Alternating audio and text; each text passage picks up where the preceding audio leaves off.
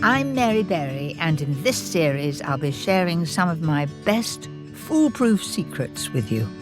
I think it's really important to have a selection of trusted recipes that you know will never let you down. No matter what the occasion, I'll show you how to make it simple.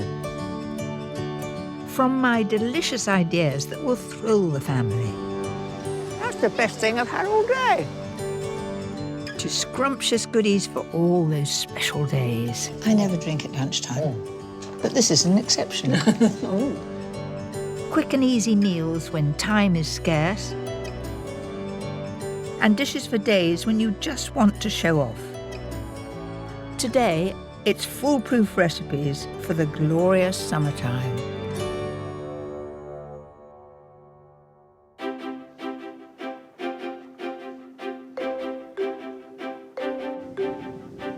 Ever since I was a child, I've looked forward to the summertime. I've always loved the great outdoors, whether it's a trip to the seaside or a picnic by the river bank. When the sun comes out, I like to make the most of it. My mother used to make wonderful picnics, and I've inherited her passion for outdoor cooking. So today, I'll be sharing dishes with you, perfect for lazy summer days and for outdoor entertaining. my scrumptious spicy chicken wings, and homemade lamb burgers that are a real barbecue sizzler. A Vietnamese-inspired salad, beautifully refreshing on a hot day, and a delicious jelly made with my favourite summer flavours. But first, a luxurious whole sea bass that couldn't be simpler.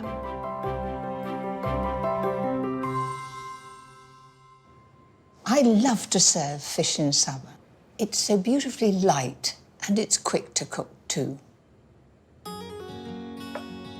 I have got 50 grams of butter here, and it really does want to be quite soft, and this is soft. Makes it much easier to cream it down. Use half the zest from a lime for the butter. I'm getting every little scrap of zest off there. And keep the other half aside to make a sauce. Next, add the juice from half of the lime Into the butter. and add some pepper and salt. Just mash it down. Already it looks quite green because of the zest, but the dill is what makes it. And I'm not going to throw away the stalks. The stalks I'll put inside the body cavity of the fish, and it will add flavour. That looks pretty good to me. So I'm going to put half that aside to go into the sauce, and this will go into the butter. So far, so good, very easy. So just mash that down. Finally, I need a few piquant peppers. So there's 2 in the sauce and 2 in with the butter. Now, my foolproof hint. Make 3 slashes on either side of the fish. The reason why I'm putting these slashes here is because I want to get wonderful flavour into the fish, and I'm going to put the butter in there, and that will all seep into the flesh and make it very moist and very delicious.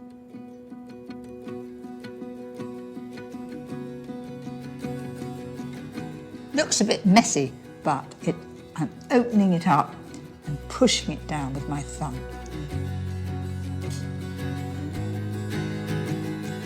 I've already buttered the foil to make sure the fish doesn't stick. And lastly, to infuse it with even more flavour. In go the stalks, and we've got these 2 lime shells. Just squeeze them in there. A bit more juice will come out and add to the flavour. So there's the fish. The normal thing you'd think of doing was get hold of the foil and roll it up and have a great thick bit of foil on top. That's not a good idea because it stops the top of the fish cooking. This is a really good foolproof tip. Fold the foil over so it meets the other side like that. Just turn it over. So keep just turning it all the way around. So I've got a good seal there, a bit like a Cornish pasty, holding it up all the way around so the juices will not come out as you cook.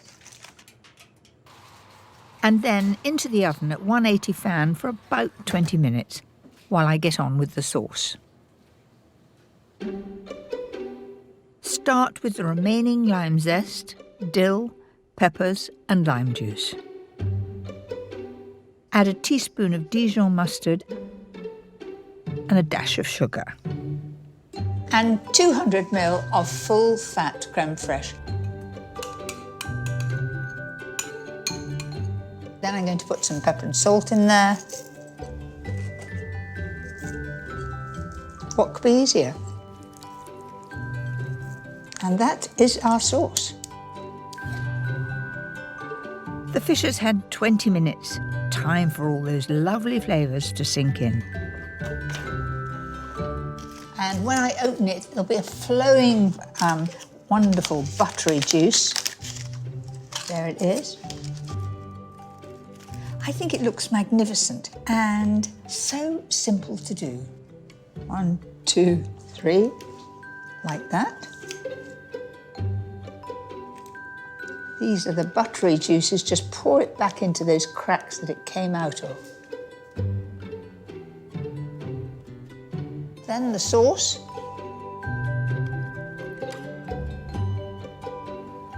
I've got a little bit of dill. I think the dish would look nice with some of that on. Lovely. So there you have it. Sea bass with dill and lime sauce. All very tempting and very decadent. I can't wait to get my knife and fork in there. Nothing beats fresh fish and shellfish in summer. And what could be more delicious than crayfish straight from the river? Even on a blustery summer's day like this one. Crayfish are in abundance in our waterways, but you have to make sure you catch the right ones. So I'm meeting experts, Jules and Nick, who know where to fish in these Oxfordshire waters. Hello. Hello, lovely to meet you. Jules, I'm is that right? Jules. Yes, lovely to Hello, meet Mary. you. I'm Nick. you- Pleased to meet you. Right. I hear that this is a really good place to do crayfishing. It's a fantastic place to catch crayfish. I mean, I'll put out maybe only 4 or 5 nets, and overnight we can pull in 5 or up to 7 kilograms of crayfish in one 24-hour session. So That's 7 bags. it's a lot, yeah. 7? Yeah. They work like lobster pots. The crayfish are attracted by the bait. They walk up the net, through the hole, fall in, and they can't, because of the shape of the net, they can't get back out again. You need a license to do this, though only fishing for American signal crayfish is allowed.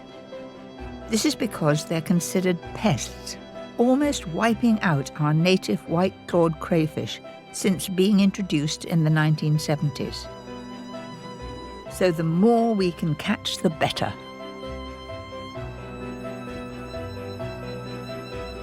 Before Nick hauls up last night's traps, I want to try a trick of my own.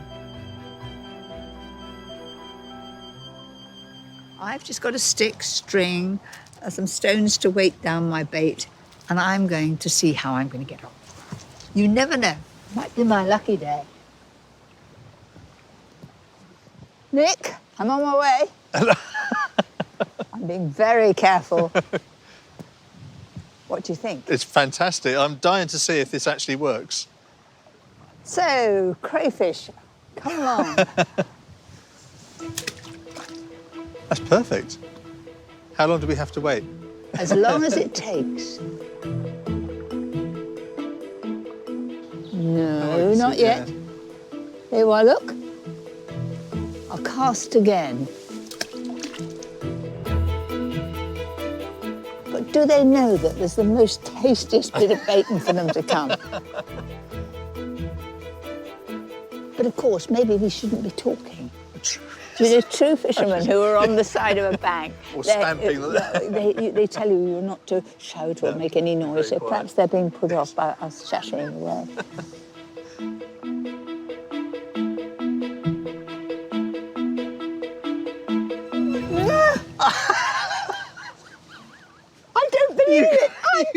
Do you know, ah! Look, it's gone. Catch it. Now, what we have to do... You're amazed, aren't you? I am absolutely flabbergasted. Do you know, that really... Well, there we go. That's him being the signal crayfish thing with the aggressive claws. And now we're not allowed to put that back in the river. Well, you're not putting it. I'm telling you, you're not putting it. But this is, I'm sure nobody will ever believe it, but this is absolutely genuine. With my little bit of bacon, we have caught that one. That is fantastic. Shall we try for another one? I'm going to put this in the I've still got the bacon too. You've still got the bacon. That is unbelievable. Oop, in you go.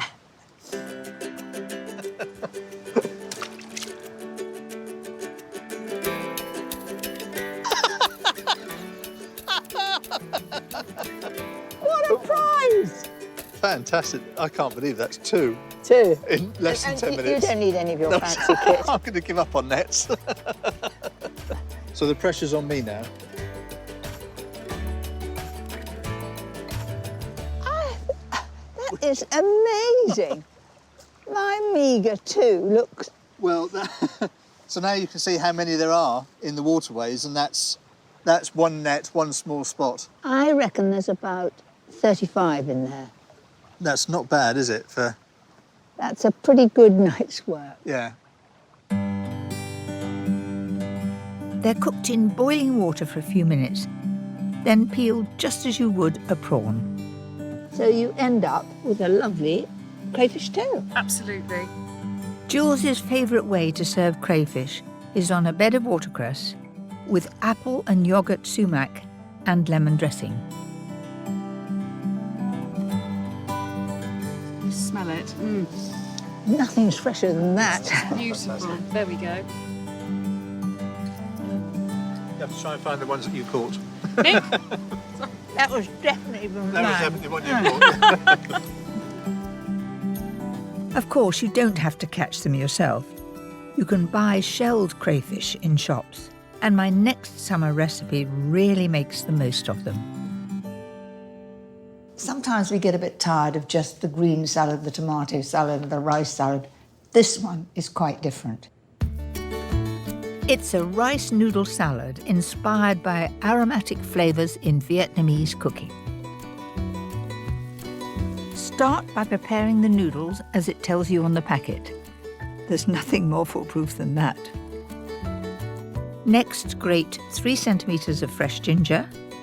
And I love fresh ginger. I mean, I've grown up with dried ginger, just to use in ginger biscuits and things like that. And so very excited when fresh ginger came along. That's it, that's just about the right amount.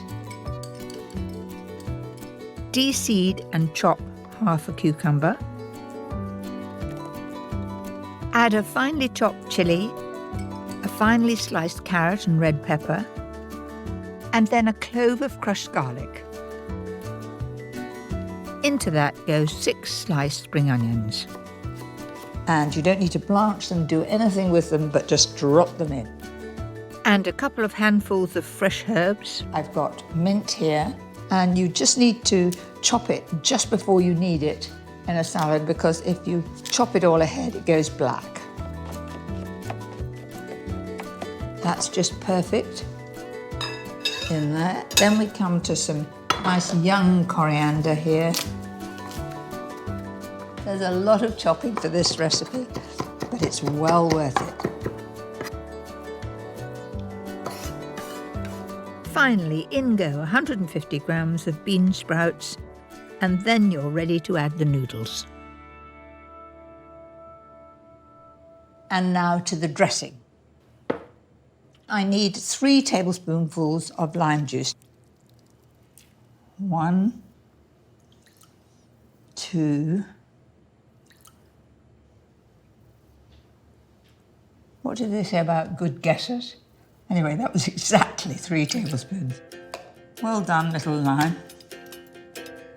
Add 3 tablespoonfuls of sugar, 3 of fish sauce, 1 of sesame oil, and whisk it all together. And then we just toss all this in the sauce.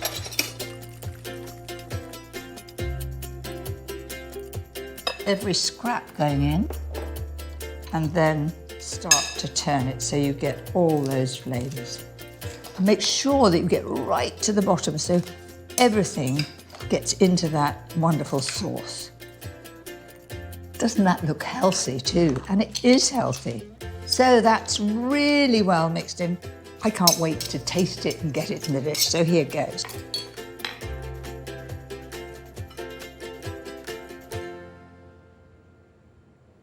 We had such fun crayfishing, but these I've bought. And I think that looks great. This salad is absolutely foolproof as long as you measure carefully the dressing ingredients, because that's what gives it its flavour. This dish is great on its own, but it's also perfect for a summer barbecue. I'm a great fan of outside cooking, and I have learnt how to avoid those burnt offerings. These are two foolproof dishes guaranteed to go down a storm: minted lamb burgers and smoky Texan chicken wings. The secret of a good barbecue is to prepare everything ahead. Texan chicken wings, such fun and really, really tasty, and chicken wings are very inexpensive. Start by removing the wing tip. On a barbecue, that very often burns that very thin end, and so you just cut between the joint here. Then you're left with a sort of V-shaped joint. So I've got them all there. What these need is a lovely smoky marinade. I've used paprika over the years, but this is the first time I've used sweet smoked paprika, and it has a lovely smoky flavour, and it's just perfect for barbecues. So I'm going to add 2 teaspoonfuls. Not only does that give flavour, it gives a wonderful colour as well. In with the paprika goes 1 finely chopped chilli, a clove of crushed garlic, tomato ketchup, Good squirt. 2 tablespoons of Worcester sauce, 1 of brown sugar, and some olive oil. About a couple of tablespoons, give or take. Season and give it a good stir. It's a wonderful colour, that. My foolproof tip is to coat the chicken using a polythene bag. Do you know, the whole smell of that makes me think of barbecues because it's sort of smoky and spicy. Great. So they go into the fridge for a couple of hours or overnight to soak up all that flavour. And in the meantime, I can get on with preparing the lamb burgers.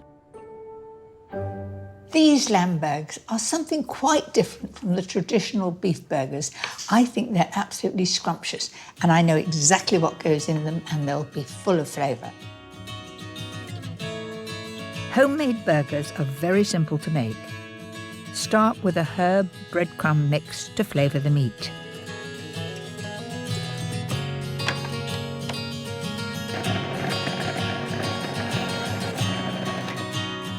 That didn't take too long, did it? It may not be your choice to put coriander in. You can leave it out because the main ingredient is mint. But I think mint and coriander go well. And pop that in there. Then a generous 2 tablespoonfuls of mint sauce. Yes, the sort you buy in a jar.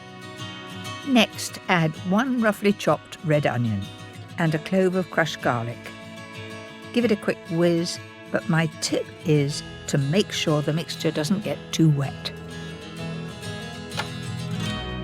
I've got 500 grams of minced lamb. Now that would be minced shoulder of lamb, and as you can see, it's fairly lean. So all this wonderful flavouring things are going straight in there. Add a little seasoning and then work the mixture together. Nice clean hand going in. Actually, I am going to shape them with my hands anyway, so. A bit like kneading bread. And the one thing you can't do is over-knead this. Once it's mixed well, you simply divide it and shape it into burgers.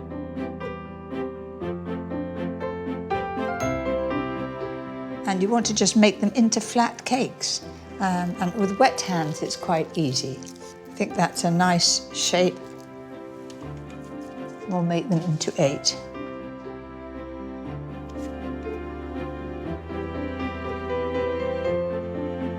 A barbecue isn't complete without something on the side, so I've made a simple tomato relish. As well as the tomato relish, I'm going to make a mint mayonnaise. What could go better with lamb than mint? This is a cheats mayonnaise, no need to make your own. Use a big dollop from a jar, add a little ready-made mint sauce, and a good handful of fresh mint. It's lovely, tender leaf. And again, the smell is absolutely lovely. That's good enough for me. Then you just drop that in.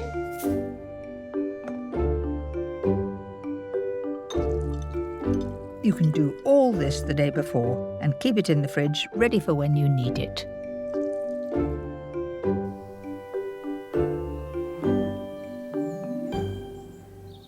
How about this for a simple idea for a barbecue? You need an old wheelbarrow like this one, a metal one it must be, a rack perhaps from the oven or a grid, and 4 old bricks. Don't need any fancy equipment.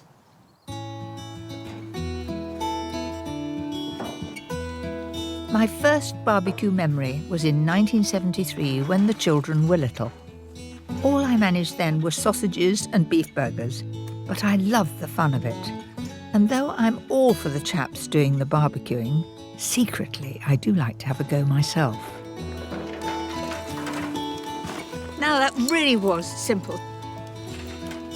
The secret of good barbecuing is to do it slowly. First of all, make sure that the charcoal goes down to be white and there will be an intense heat, and that's when you barbecue. So I'm going to leave that to its own devices for about half an hour, wash my hands and get on with the food.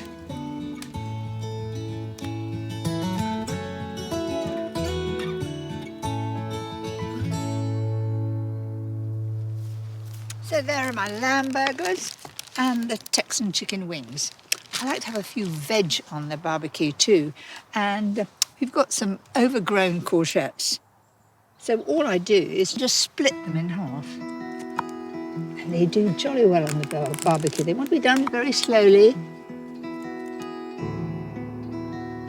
Bit of pepper on top. That's it. So how's the barbecue doing?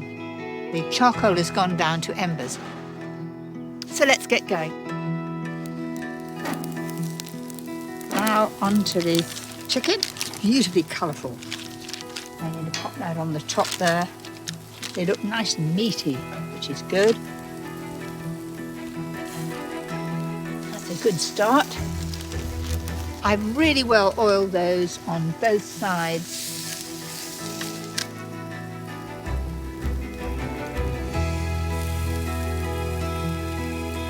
Let's turn these burgers over. Just the perfect colour. And that's how barbecuing should it be. It should not be charred. It should be just that lovely colour. So how's the chicken doing? Oh, that looks just about right.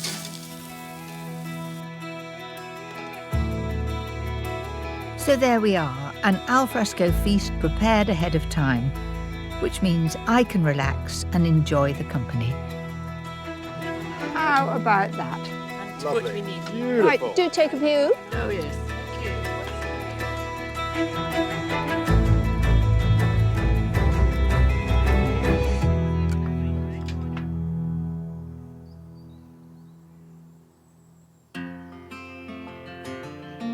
My final recipe uses one of Paul, my husband's favourite summer treats, homemade elderflower cordial, Here we are, nice cold drink. in a refreshing lemon and elderflower jelly.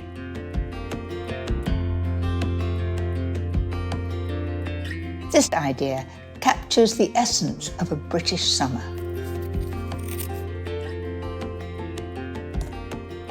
To make a cordial or syrup is not difficult. I'm starting off by making just a little bit of lemon syrup to add to my elderflower cordial. Add the juice of 2 lemons to the rind. Pour in 100 ml of water and 75 grams of sugar. I'm just going to heat that up slowly to dissolve the sugar and infuse the lemon zest. It's the outside, the bright yellow, that gives a lovely flavour to it.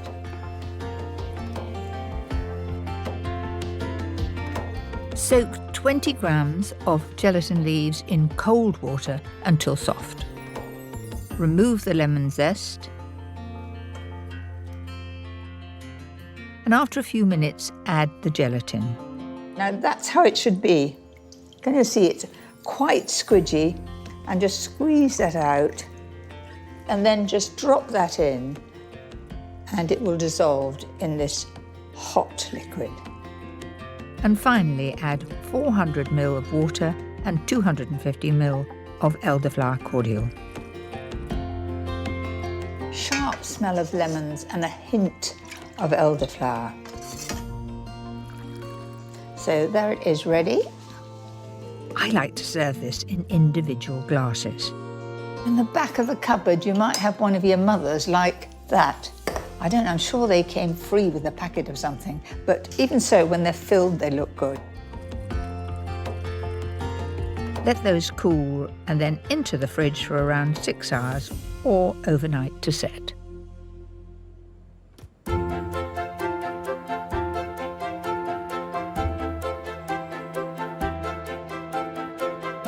I'm going to finish them off with another summer favourite of mine. Fresh strawberries tossed in icing sugar. Gives them a lovely shine too. And add those to the top with a dollop of whipped cream. Blissful. Oops. Here are, darling, a treat for you. Thank you very much indeed. That's very nice. Great treat.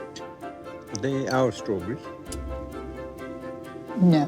No. It's very nice anyway. It's turned into a perfect day. I could get quite used to this. It's very nice. Next time, my foolproof dishes for days with the family. That's the best thing I've had all day. What do you think about it, crew? Very nice.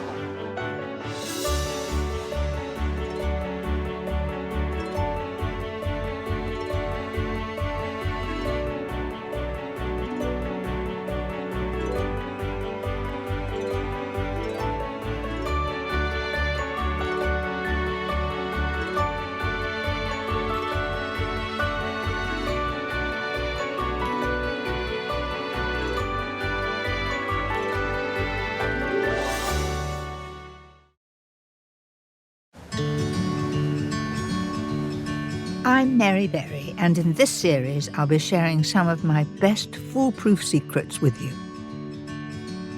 I think it's really important to have a selection of trusted recipes that you know will never let you down. No matter what the occasion, I'll show you how to make it simple. From my delicious ideas for lazy days, Here are, darling, a That's treat for you.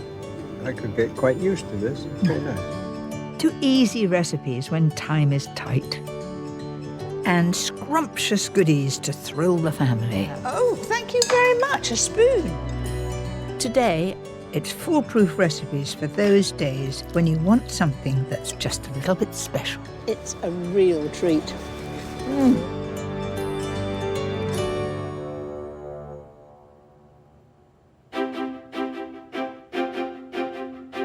For me, special days are all about having good friends around and giving them something that I know they're going to enjoy. It's time to push the boat out with the very best ingredients for dishes that feel truly sumptuous. But it really must be something that I can prepare ahead so that I can spend time with them. A seafood treat that's the height of decadence.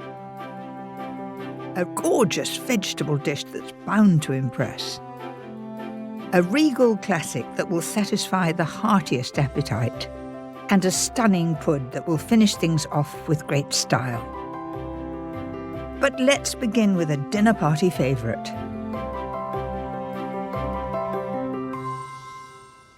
Salmon is the perfect fish to serve for a special occasion. I've got them from the centre cut and I have taken the skin off those. So, onto the topping. Finely chop a handful of chives and add to a packet of soft cream cheese. If you pick up low-fat cream cheese, it'll just run off the salmon, it won't have the flavour and it won't have the texture, so full fat. To pack in more flavour, add some grated parmesan and a clove of crushed garlic. That looks just about right. Smells beautifully of chives. Now we want some black pepper in there and some salt.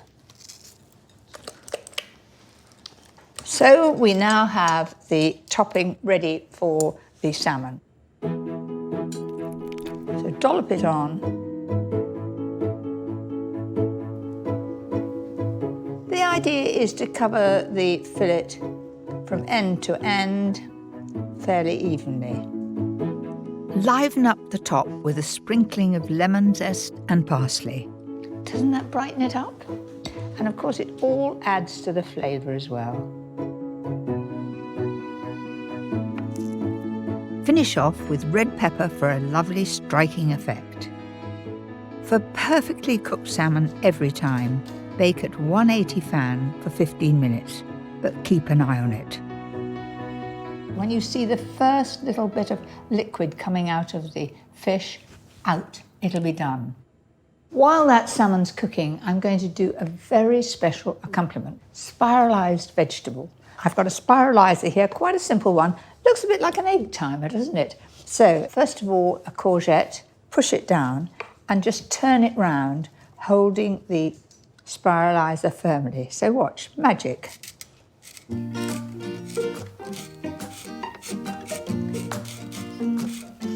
you know, it's a bit like sharpening a pencil, isn't it?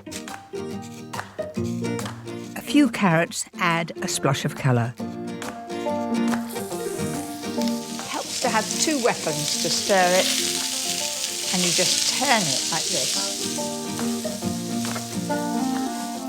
And finally, parsley, lemon juice and zest to set off the flavour of our fish.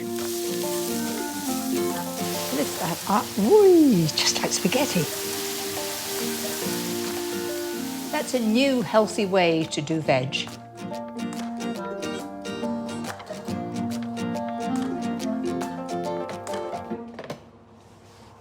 That looks just about right. Can you see at the very front here, there's just a little bit of liquid coming out. That's how it should be.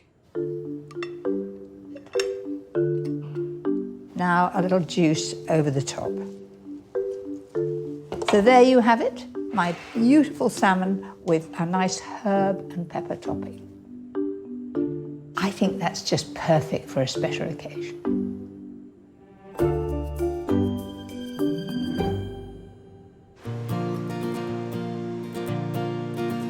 Sometimes special days require a bit of decadence, and for me there's nothing more indulgent than lobster. I've travelled to Ventnor on the Isle of Wight to meet Ed Blake, whose family have been making a living off these shores since the 1830s. Hello, Rice. Hello, Ed. Yes, it is. You're taking me lobster catching. I am, yeah. And what a day. It's How beautiful, marvellous. isn't it? Absolutely beautiful. Come aboard. Can I just take your hand? Yeah, You're- I'll come this way. I'll I'm a leg back. in. This is a first for me. Unfortunately, not for me. Around 400 lobster pots lie at the bottom of these waters, strung together in rows. Boy, just ahead. Every 24 hours, the fishermen head out to check each one, hoping their bait has done the trick. Here we go, the first pot's on its way. Local laws keep the lobster population in check. So here we go, first lobster of the day. Right. Just gauge in. Right. So it goes from behind the eye socket to the back of the head. This one is undersized here. And you Has see- to be past that. Yeah, yes, the back of the head has to be up to there. So, So that goes back. it goes back. It's your lucky day. Why is Ventnor a good place to find lobsters? Right, off here, off of Ventnor, we got the point of the Isle of Wight and there's the headland of Cherbourg, which causes a pinching in of the land, which accelerates the tide through it. This means the lobsters have to be strong to be able to fight against these strong currents, and also have a very good feed supply, because the more tide there is, the more nutrients there is in the water being carried. So they don't have to move far to get their feed, a lot of feed.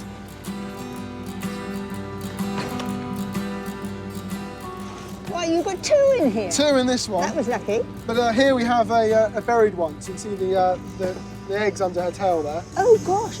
Are they always black? They're always black. On a big lobster, it can be up to 250,000 of them in there. So And that you must definitely put back. must definitely put because back. Well, that's our future. That's our stock for the next generation. So you must come out in all weathers. Yes, in fact, the best fishing is when it's really rough. That gets the nutrients stirred up. So we're actually praying for wind half the time. We haven't had a big lobster yet, so let's look. Let's have a look. Look at that. You just called it. Lovely big lobster. That's a whopper. So From back of behind the eye eyes, yeah. to there. She's Yeah. definitely inside. She hasn't got any eggs, so we're good to keep her. Good, solid weight of a lobster. I mean, it is a real beauty, this lovely shiny black. And the And of course- rich blues in the tail, look at them. Absolutely lovely. Absolutely amazing. And of course, when that is cooked, it goes bright red. This is a real delicacy. It is the king of the sea, really. It is, there's nothing better. With our pots checked, it's time to head back to shore to sample today's catch. And here in Ventnor, they have a very unique way of serving it. Here we go. So the lobster we caught this morning. Gosh, that's very decadent. Chips and lobster. It's a real treat. You know what? That was the real taste of the sea. It is absolutely scrumptious. And I'm in for my next slice. Blow the chips. I might join you. You've been waiting for that, haven't you? Can't beat it, can you? You can't beat it. Well, lobster and chips was a new one on me. But if you're preparing a special dinner for friends, this next recipe might just fit the bill.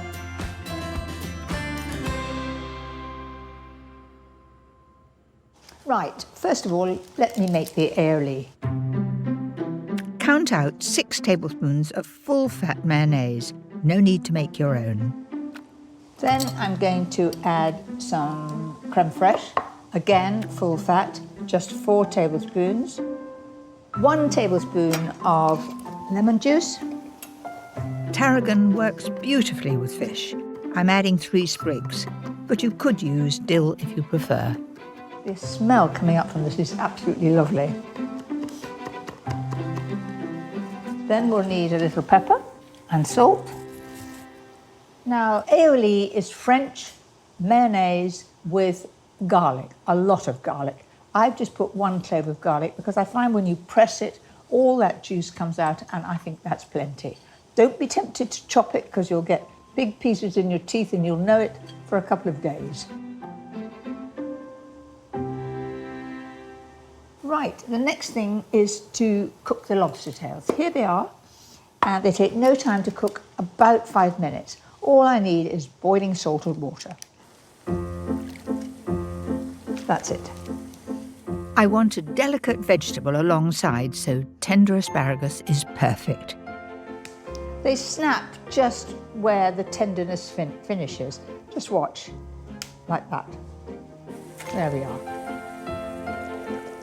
The lobster has had its 5 minutes. Look at that gorgeous bright pink, lovely. Now, that's too hot for me to handle, so just leave it. Don't go and run it under cold water. that'll take some of the lovely salty flavour away. So just leave that naturally to get cold. Get on and do another job. Have you made the beds yet?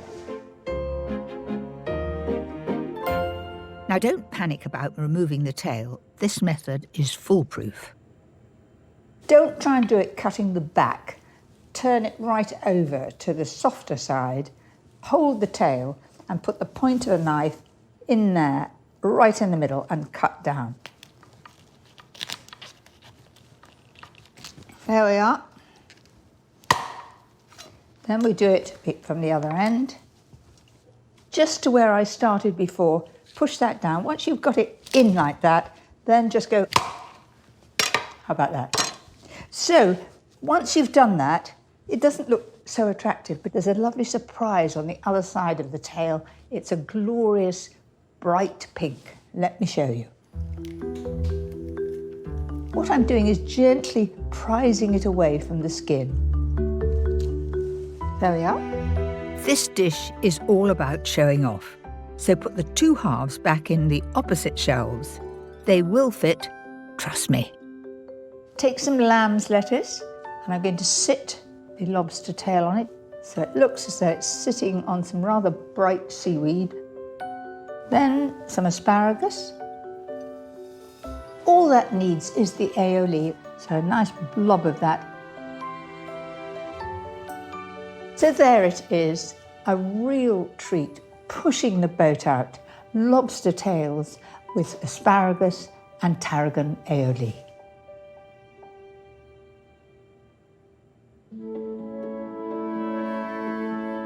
When you're planning a special occasion, it's important to cater for all tastes. And this next dish is a lovely, rich way of serving vegetables. It's colourful, it's tasty, all in one dish, and you can do it ahead. Let's get going. I'm using courgette, red pepper and aubergine because they roast so well. Now I'm going to add about 4 tablespoonfuls of oil, give or take. You just rub it together and eventually it'll all get covered in that olive oil. If you just drizzle the oil, you'll miss bits. This works every time. I think that's well and truly mixed.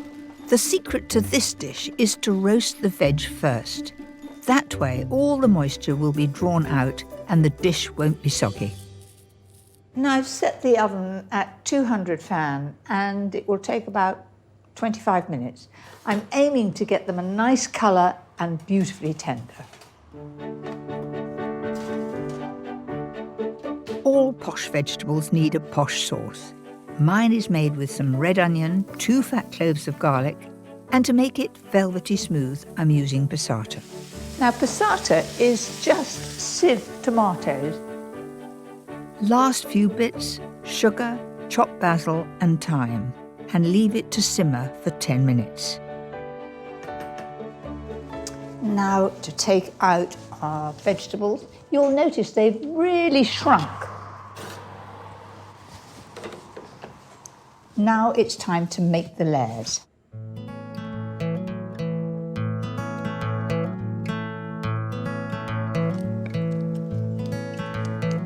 That's it, looks colourful already.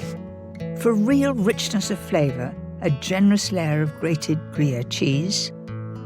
So when that cooks, it all melts. So you can imagine you have this sort of lovely stringiness in the middle, which adds to the flavour, adds to the style of the dish. Now that really works out rather well, doesn't it? That's it. Finally, for a sense of occasion, top with generous chunks of tomato wedges. Once I've done all this, you look at it and you think, that's all ready for my special party. It's all done. All I've got to do is put it in the oven. It's a lovely feeling to be able to prepare ahead. Cover it with foil to help it cook evenly and steam the tomatoes. Then into the oven at 180 fan for around 25 minutes.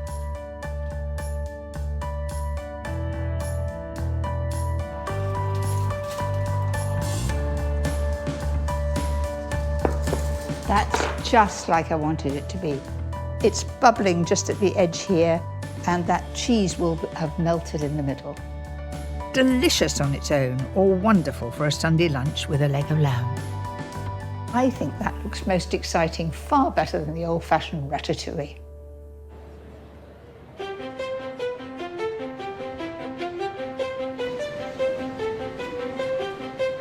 Some of my most special days are those shared with friends.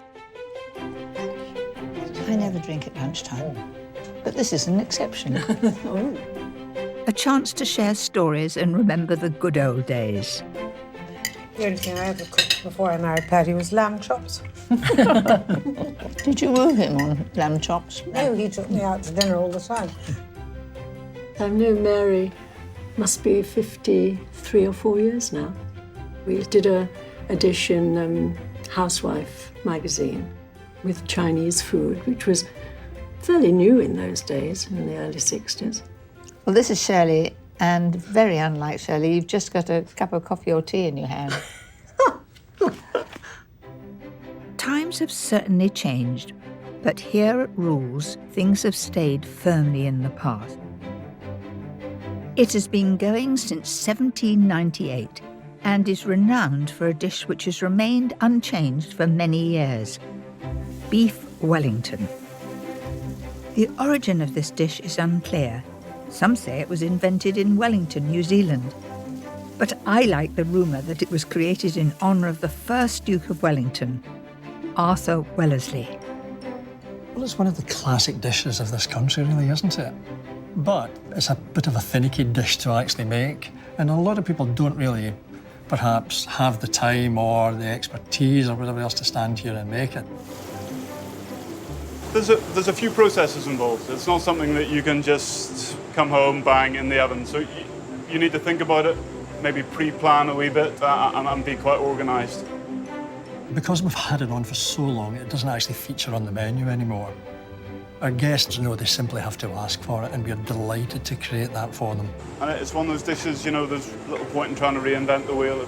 It works. It's worked that way for hundreds of years, so it's a classic, iconic dish. When I first made beef Wellington, I suppose in 1966, it did seem very complicated. You either had a pâté de foie all the way around it, or you had a sort of mushroom farce. And then to crown it all, you had a pancake. So wrap it in the pancake and then wrap it in puff pastry. It was a huge palaver. I would say I'm slightly nervous about cooking beef Wellington for Mary, to be honest. If the puff pastry goes soggy, I could be in a lot of trouble here. So. I would never dream of doing it. It's such an expensive piece of meat that one doesn't want to ruin it and overcook it, because there's nothing worse than an overcooked fillet of beef. It's got to be done carefully.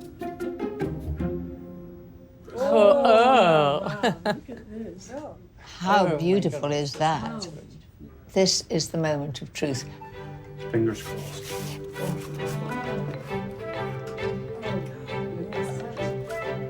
It's a very large man portion. Oh, it does look perfect. That is perfect. Oh, the meat is beautifully pink, and the crowning glory is the pastry. As I tap my finger against it, it's as crisp as can be. Perfection. I'm a very relieved man, Mary. Very relieved man. What are we waiting for? Oh, it is so delicious. This is the most gorgeous flavour. And none of us have cooked it. What a treat. That really was a stunning beef Wellington. But if you want to make one at home, my version is far simpler. And just perfect for that special dinner party. The first thing you need for beef Wellington is wonderful beef fillet. Now, I've got one here, and it is the middle cut. Now, that's important if you want to get every slice cooked the same degree. Now, it is expensive, but providing you cook it well, it'll be a real treat. It's essential you take the time to seal the meat first. There it is, sizzling. This will give it a much better flavour later on.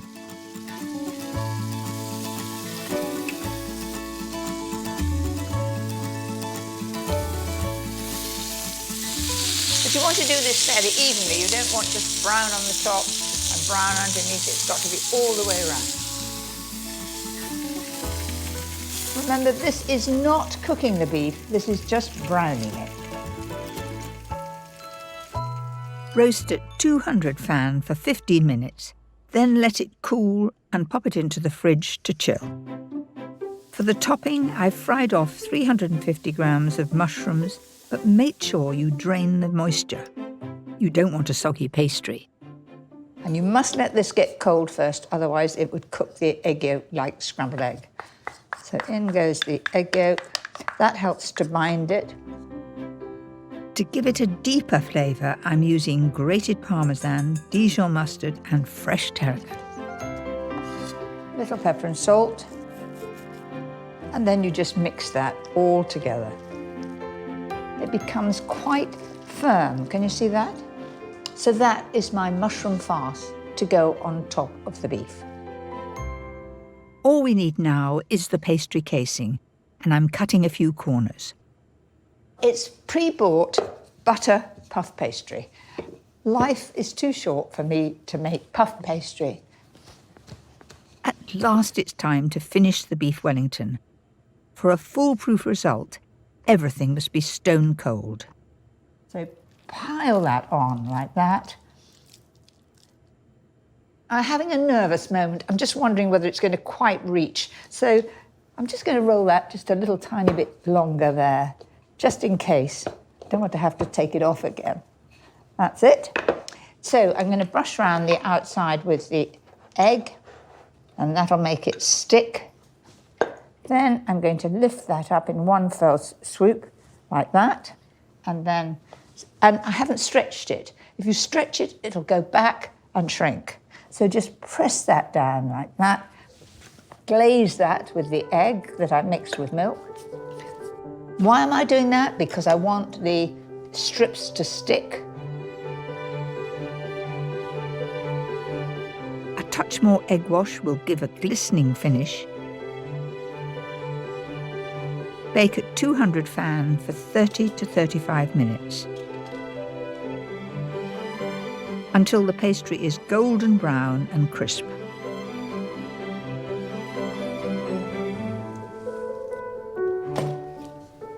Doesn't that look amazing? There'll be a lot of oohs and ahs at the table when that arrives. You just pull that away like that, and you can see that that's a lovely pink colour.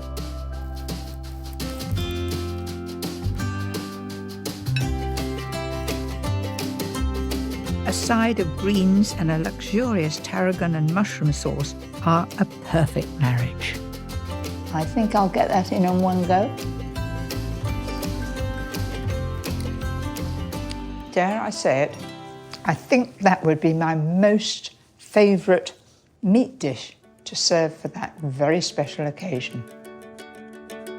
It's always good to end a special meal with a bit of a sparkle. And this pud is beautifully simple. Panacotta simply means cooked cream, and it comes from Italy. If you're in Italy, it's there on every menu. So that's 900 ml of cream, and then I'm going to add the sugar, 75 grams. In that goes. And I'm going to heat it simply enough to be really, really hot and dissolve that sugar. For that hint of latte, add equal parts of instant coffee and water.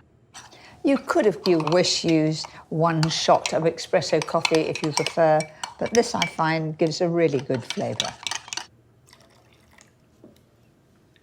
Now, to make the whole thing set, I need gelatin. Soften 13 grams in water and add to the latte mixture. Don't expect it to be like a thick sauce, and you won't notice any difference in the consistency, except that there's no floppy gelatin there. That's absolutely ready to go. That was easy, wasn't it?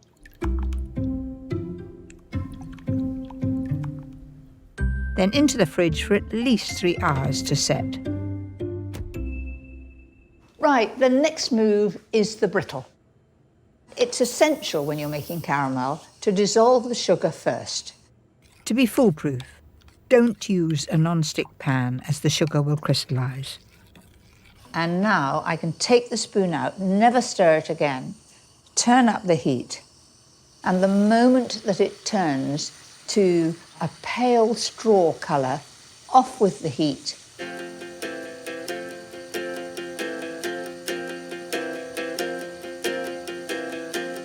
I think that's almost the colour I want, so I'm going to turn the heat off. In goes the nuts, move it round, and then pour that.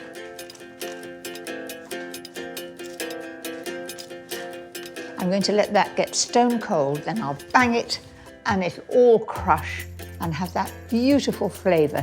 Each little piece of nut will be covered in caramel and it'll look like a little jewel. There they are, lined up like soldiers. It helps to get them out if you just dip them in hot water for a moment. A secret of getting it dead centre is to wet the plate first. You'll then be able to move them about. Doesn't that look amazing? Lovely shine on it. You don't want to have the pieces too big to break their teeth, just about right.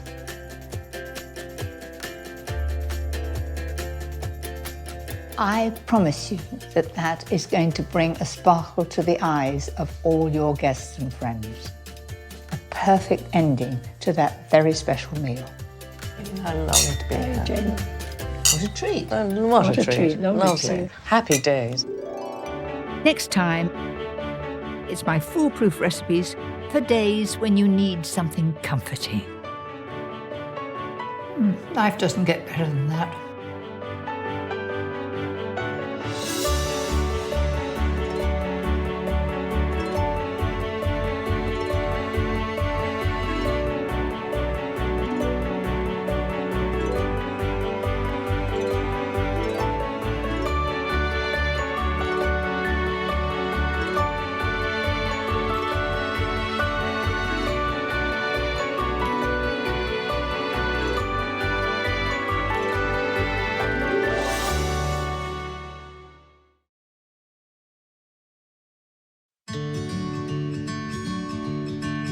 I'm Mary Berry, and in this series I'll be sharing some of my best foolproof secrets with you. I think it's really important to have a selection of trusted recipes that you know will never let you down. No matter what the occasion, I will show you how to make it simple. From quick and easy dishes, perfect for when time is scarce, It really is absolutely delicious. to scrumptious fuss-free goodies for days with the family, and truly special dishes that will thrill your guests. That looks amazing. Today, it's the best of my delicious, comforting home cooking. Life doesn't get better than that.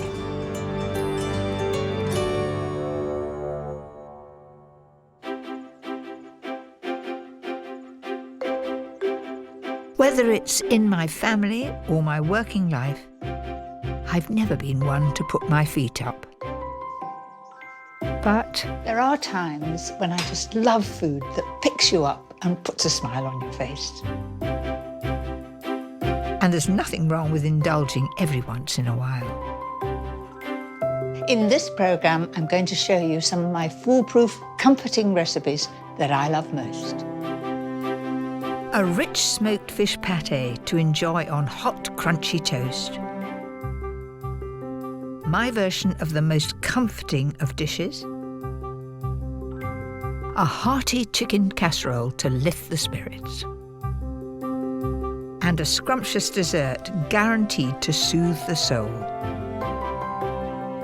But first, a warming soup to brighten the greyest of days with my cheesy Parma ham twists.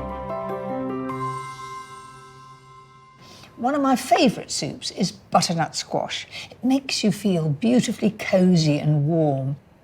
But preparing butternut squash can be tricky, so I've got a couple of tips. If it's a young one, you can take an ordinary potato peeler and you can just take the peel off like that. But if it's late in the season, you just can't get that potato peeler into it. What I do is I use a big knife, something about the size of that, and I cut rings from it and then take out the seeds and take off the peel. It's a safer way to do it. Cut into cubes, then along with the chopped red pepper, a large chopped onion, and a couple of carrots, pop it into a polythene bag with some olive oil. So take that and just shake it all about. So tip it all into the tin. Season with pepper and salt and cook at 180 fan for 45 minutes. Roasting the vegetables first intensifies the flavour and I think gives it a bit of a kick.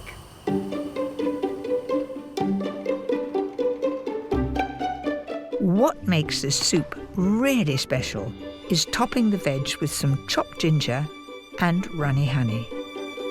This just adds sweetness to it and it gives a bit of a glaze too. Roast for a further 5 minutes until all your veg are nice and soft. Then add it all to a casserole pot. Aren't they lovely and colourful? The smell is wonderful, that ginger. Add around 1.5 litres of vegetable or chicken stock and let it bubble away for about 10 minutes. Oh, that's just beautifully tender. And the smell. I can get that hint of ginger coming up and it smells beautiful. Turn that off. Now I'm just going to blend that until it's beautifully smooth. And now here we go.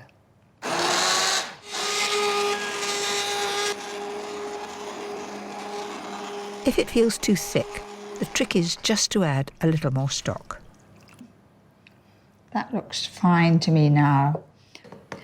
And I've got something rather special that I'm going to serve with this soup. Some mega cheese straws. Don't worry about making the pastry, just buy some good quality puff pastry. It wants to be fairly thin. That's about it.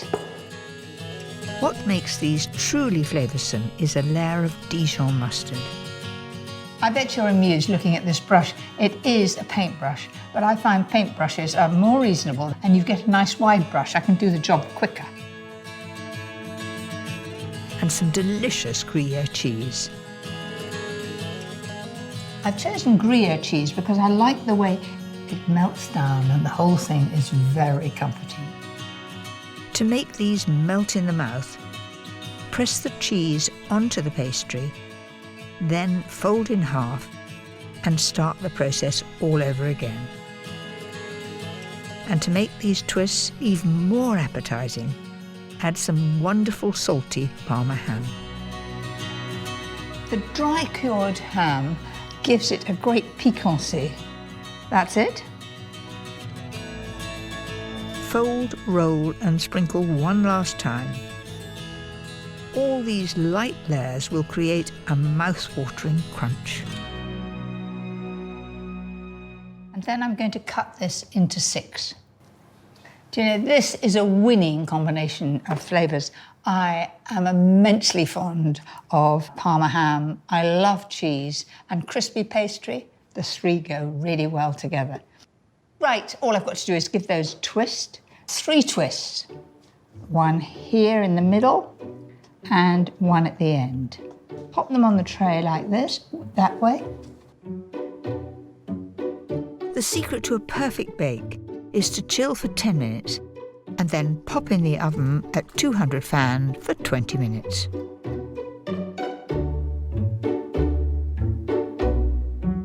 Keep an eye on them. They should be a good colour, a lovely pale golden brown. Then lower the temperature to about 140 just to get them cooked right through so that when you eat them, they're crispy all the way through.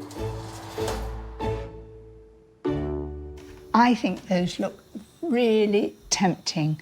I remember in the 80s when cheese straws, every time you went out for drinks, you would see cheese straws, and they were delicious. But these, well, I think they certainly a bit more one-upmanship with this. Very, very special. And of course, I've made huge ones of these, but you could make little ones to have with drinks. I can't think of a more cosy lunch than a steaming hot bowl of soup with an indulgent cheese and ham twist.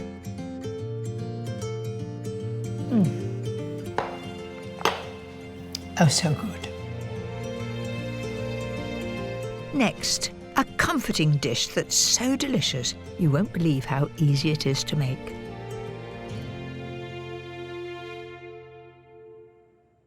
Mackerel pâté is really, really simple, and it goes very well with hot toast. First of all, you need smoked mackerel fillets. And of course, you recognise it instantly. It has that wonderful shine and pattern. So you just take each one and peel the skin off. So there's very, very little waste. It comes off like a dream. One of the things I really enjoy when we're on holiday is to go mackerel fishing, because you're almost guaranteed to catch the fish. It's a great family outing. The one good thing about mackerel is it's not too expensive. And I think the flavour is beautiful. Simply pop the fish into a processor with some creamy mascarpone cheese. Mascarpone is very, very versatile, and I use it more and more for cheesecakes, all sorts of things. What makes this pâté surprisingly delicious is adding the zest and juice of a lime. You automatically think of lemons and fish, but lime goes very, very well. Lovely bright green, in that goes. And I've got a great juicing trick. If you warm the limes, same with lemons, you'll get much more juice out. I think I've got every scrap out. Finally, add some pepper and blitz.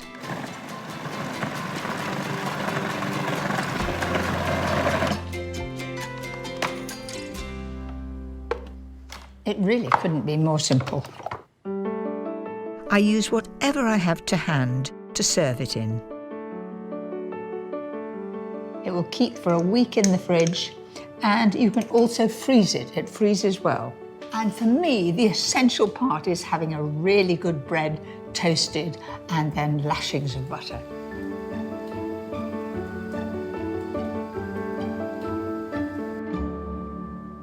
This really is foolproof. You can make that patty in 5 minutes. So that surely must be worthwhile when it tastes as good as this.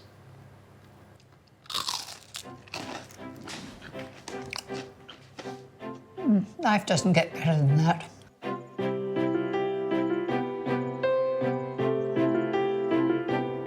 My husband Paul and I have been married for nearly 50 years, and we both love nothing more than a cosy evening at home in front of the fire. Oh, that looks warm and welcoming, Paul. Oh, lovely. Thanks very much. Is that all right? Oh, another one, definitely. Another one. I always try my recipes on Paul first. And this next dish is a new idea, and it's gone down a treat. Comfort food for me is all about warming food. Recipes that you can do all in one pot. Very little to wash up and so easy to serve. Right, let's get going then. Start with the spicy filling. Over a high heat, fry 500 grams of lean minced beef along with 2 large chopped onions. I want it to brown fairly quickly. Nice hot pan. Choose a nice roomy one, but you've got to be able to put it into the oven to bake. So you might as well think you're making bolognese at this stage, but we're not. We're making something a little more spicy. Once nicely browned, stir in a couple of cloves of crushed garlic and a finely chopped red chilli. Then we've got 1 red pepper, which I've just cut into cubes.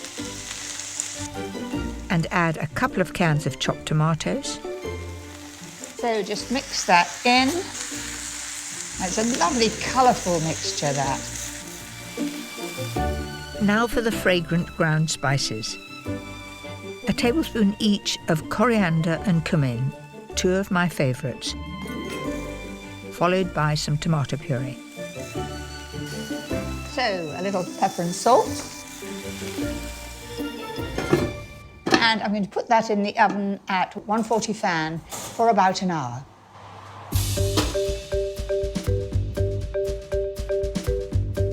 When it's all cooked through, my tip is to add a dollop of mango chutney. It just sweetens it up, particularly with tomato. I often feel that something a little bit sweet helps. So a couple of tablespoonfuls of mango chutney and some coriander. It's very popular in Mexican food, and I think it's quite a lovely herb. And now it's time to assemble. All you need are 3 large shop-bought tortillas, 150 grams of grated cheddar, and 250 grams of mascarpone. I'm going to put 1/3 of the mince at the base. Do you know, the smell of the spices and coriander is lovely. It's not a hot, spicy dish. It's aromatic. And I found that even the young loved it. Mind you, the young nowadays do like things hotter than I ever did. Place a tortilla on top and spread over 1/3 of that creamy mascarpone. Sort of softens the tortilla too. Followed by 1/3 of the cheddar. And then simply repeat twice.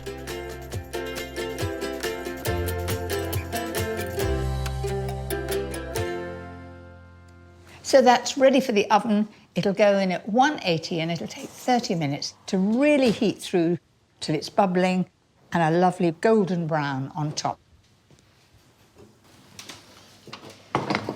That really does look tempting. Do you know, I think a little coriander over the top just to finish it off. I think that would be really perfect for a lovely, cosy evening in with the family at home. I guarantee they're going to really love it.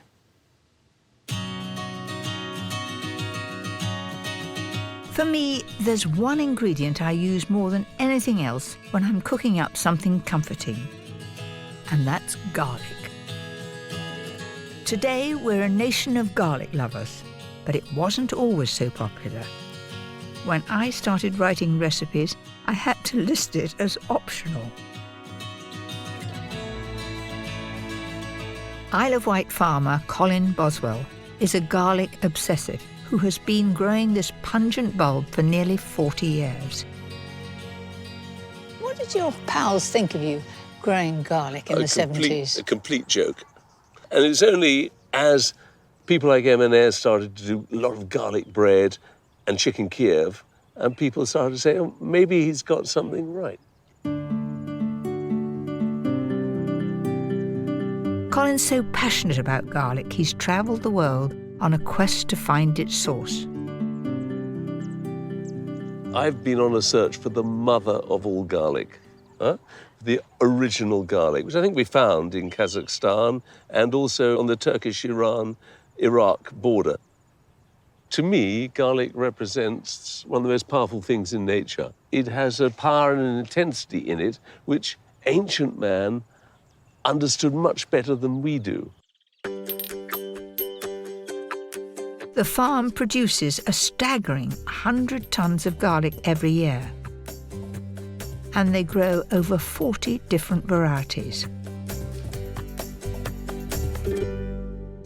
The elephant garlic is big, sweet, people like it because of the size, and if you just take a clove and go like that, you could have a little bite of that.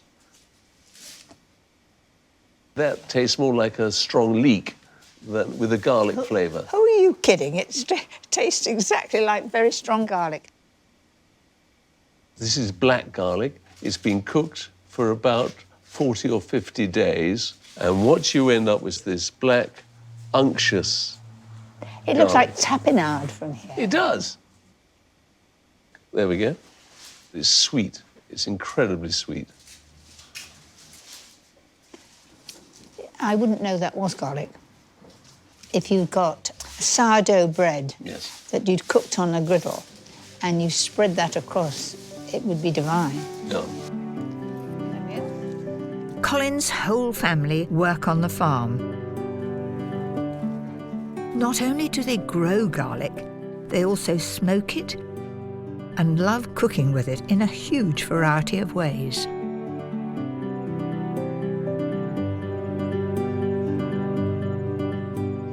The garlic bread, made with elephant garlic and herbs in there too, is absolutely delicious. And the garlic is baked in the bread. It's not garlic butter on the bread. Over here, we've got a caramelised garlic and tomato tarte tatin. The garlic cloves have been caramelised by boiling them in water and then adding some balsamic.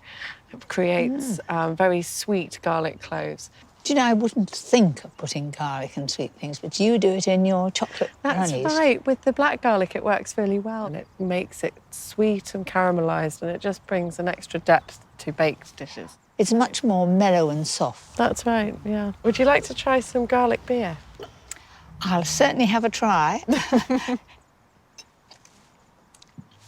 Gosh, that's very warming, isn't it? Do you like it? I think I could get to like it. Yes, it's lovely. What a wonderful selection of warm comfort food.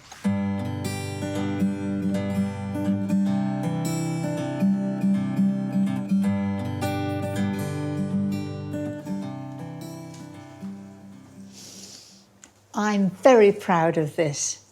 And yes, I did grow it myself. I didn't get it from the garlic farm. It's an elephant garlic, and it's fresh out of the ground.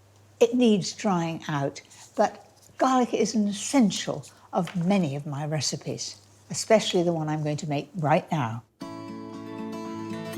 This is my version of the French classic coq au vin, and this really is comfort food at its best.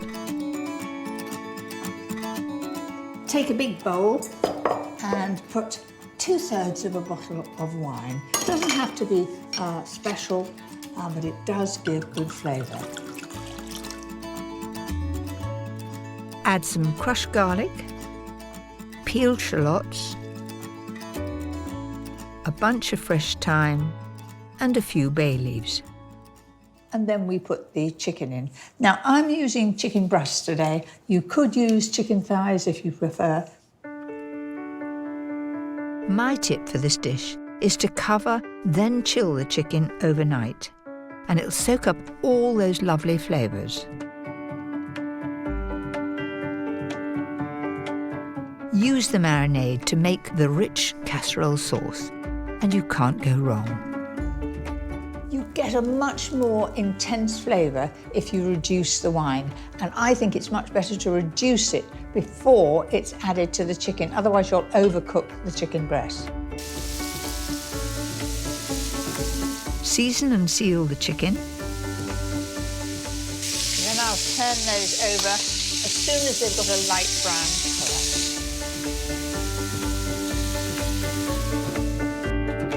Once the chicken's done, time for some delicious smoky bacon. Possibly the king of all comfort food. So this just needs to be turned in the pan, and all the gubbins from frying the chicken, it'll all add to the flavour.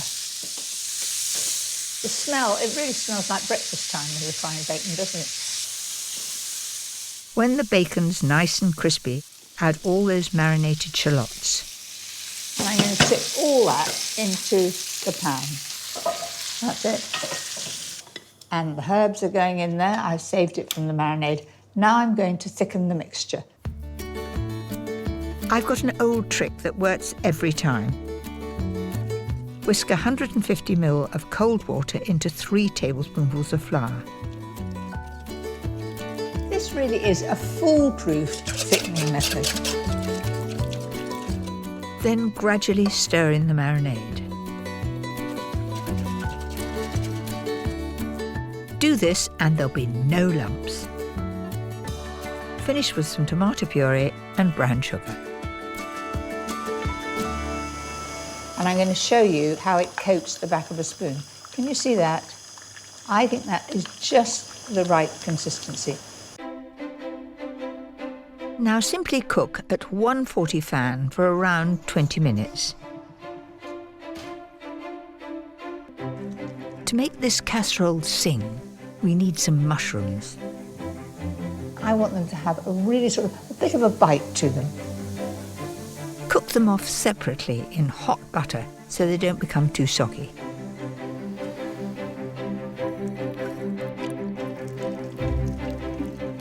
I think that looks really great. To really cheer yourself up, enjoy this casserole with some steaming hot crushed new potatoes, roasted with garlic butter and parmesan. Delicious. So there you have it, my garlic and herb chicken casserole. It really does raise the spirits.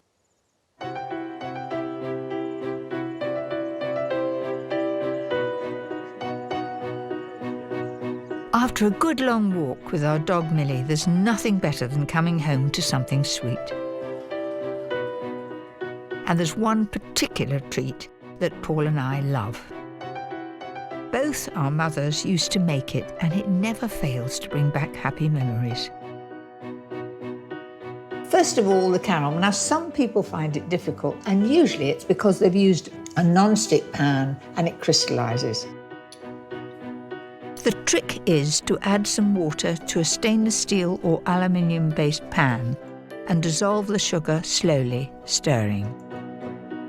And then I've got 175 grams of caster sugar. In that goes. And keep the heat fairly low until it's totally clear.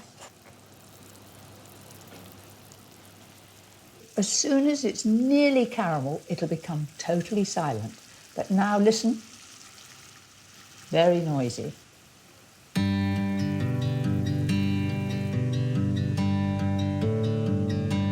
Don't make the caramel too dark because it'll be bitter.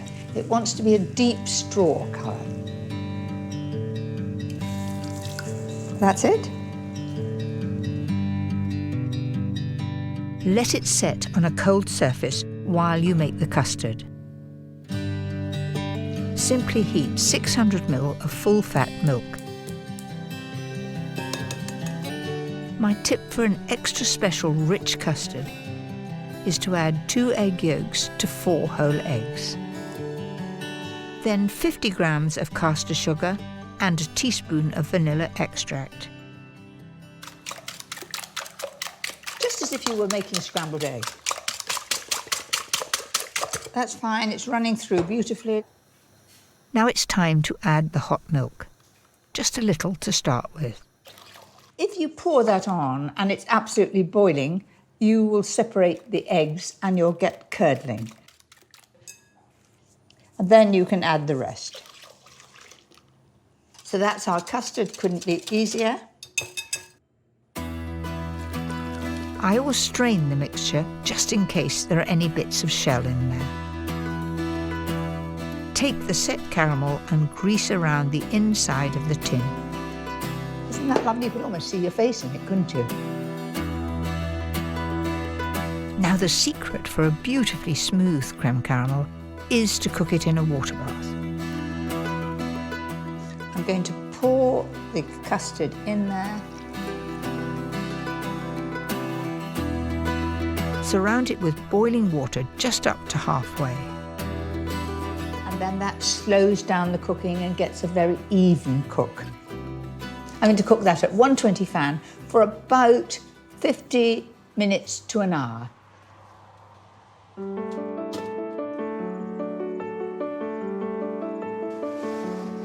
Once cooked, leave it to sit in the water for about half an hour.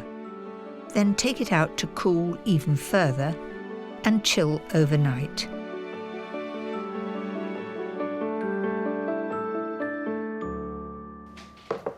Now that is really cold and the caramel will have become liquid. I look at this plate with real affection. This was given to me by my Auntie Molly when I first began to be at college and interested in cooking, and it's just perfect for turning out something like caramel custard because it's got a bit of depth just there. To help centre the caramel custard, add a few drops of water to the plate first. So put that on top like that. A wing and a prayer. 1, 2, 3. And now's the time to reveal it. Doesn't that look good?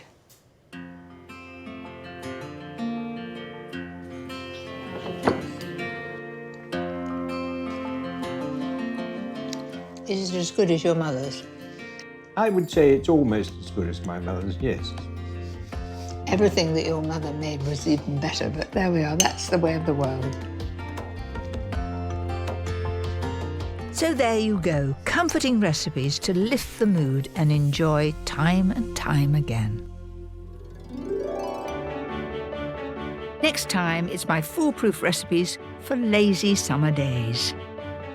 I don't believe it! You're amazed, aren't you? I am absolutely flabbergasted.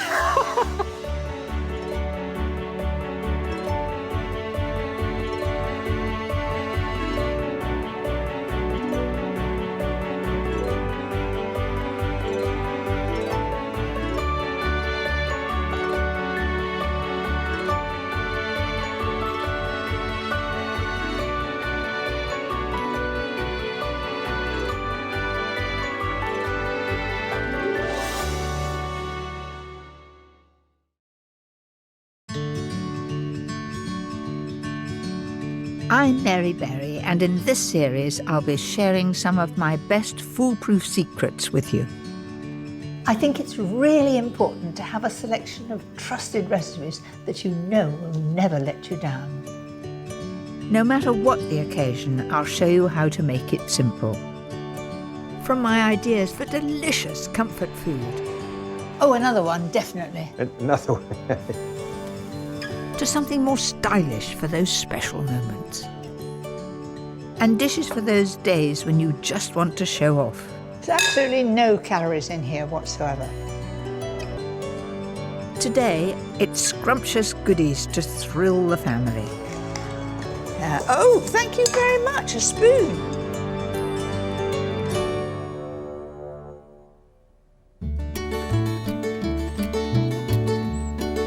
For years, my home was the centre of our family life.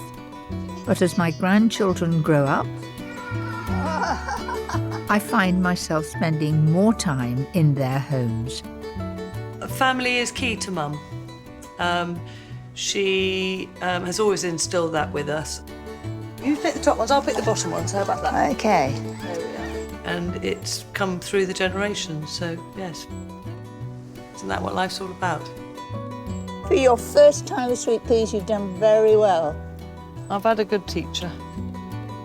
Today, I want to show you how to make foolproof recipes that keep my family coming back for more. A delicious pie that's perfect to make ahead. A salad that pleases even the fussiest of eaters. Golden sweet treats that never fail. A foolproof Sunday lunch that the whole family will love, with a Cheats ice cream and a secret that's guaranteed to please. But first, a simple and easy bread that everyone can muck in with.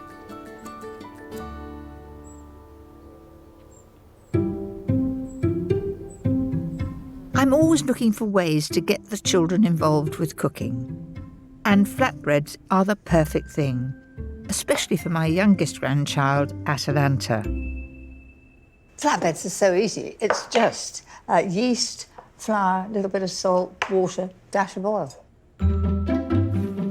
Measure 175 grams of strong white flour, along with a pinch of salt and a teaspoonful of dried yeast. So I'll just mix that together. Oh, thank you very much, a spoon. Can you stir when I put the water in? Okay, stir away. Very gently, because it'll go all over Granny. Gradually pour in 150 mils of water. It's coming along, isn't it? Have you made cakes as well? Mm-hmm. Which is your favourite cake? I don't know. You don't know. Do you like making bread, Atty? Do you? Is it nice having Granny Coco here? Yes? It's fairly sticky. Let's just put a little drop more in. Get a good rise from it. Now look, that's nice. And really a little bit on the wet side, which makes a good dough. I put some flour on the table and knead it. Can I try, by the way? By the way, you can try. A good trick is to flour your hands first. Rub your hands together. That's it. Now, would you like to knead this one? There you are. Off you go. When I was a little girl, I used to sit here just like you, and my mummy, who is Granny, used to make pizzas with me and bread and biscuits. Can we have some more flour for us? Yes, Atlanta. Now your hands. Rub your hands. Wait a minute. Rub your hands together like that. Granny's got a magic way of doing it. To make these flatbreads extra special, we're mixing in some parsley and basil. But you can use any herbs that you like. And just go on working it. And if you want, you can put a bit of oil in it, enriches it more. So just knead that in. There we are. Pop it in the bowl. Leave the dough for about an hour and a half. It should double its size.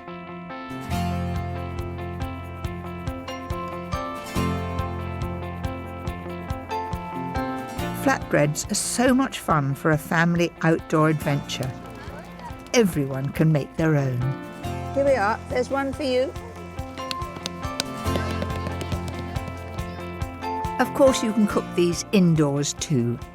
Just heat a little oil in a pan and cook for about 4 or 5 minutes until lightly browned on each side. That one looks good. My family love to fill them with cheese, ham, sun-dried tomatoes, spring onions and sweet corn. The flatbreads are delicious. They're so crispy on the outside, and the idea of splitting them in half and packing as much as you can get in, I think they're really enjoying it.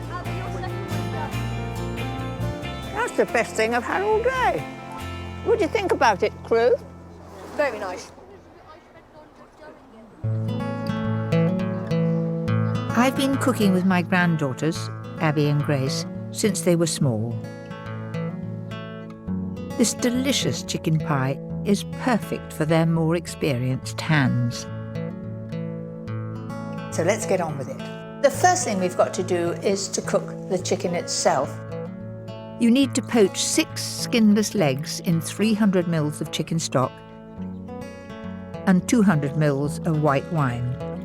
It's no good saying use leftover white wine, because there's never any left in our house, especially when your mummy and I are together. Season, add a chopped head of celery and a few bay leaves. On with the lid. And cook at 140 fan for about 30 to 35 minutes. Let's have a look. Now that should come away from the bone. There you are, it's pulling off very nicely. Strain the stock, then it's time to make the unctuous pie sauce. Fry 7 slices of smoked back bacon in a dry, non-stick pan. And that will all add flavour to the sauce. Smoky. Smoky, does it smell of breakfast? Yeah. When the bacon is nice and crisp, add a large chopped onion and cook until soft. Thicken with a good knob of butter and 60 grams of plain flour. The secret for a smooth sauce is to sprinkle it in so all the bacon and the onion is really well coated. Go on stirring till you can't see any flecks of flour. Then we add the stock. That's it. And don't add the rest of the sauce until it's one thick consistency.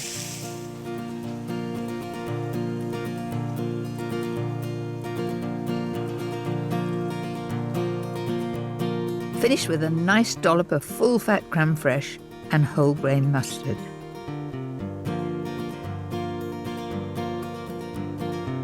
Pick the chicken off the bone and add along with the celery. That's it. Stir all that in. So that's our pie filling made, and it looks pretty good. Can we try it? Yeah, of course you can. Take a bit of meat as well if you want. There is plenty there.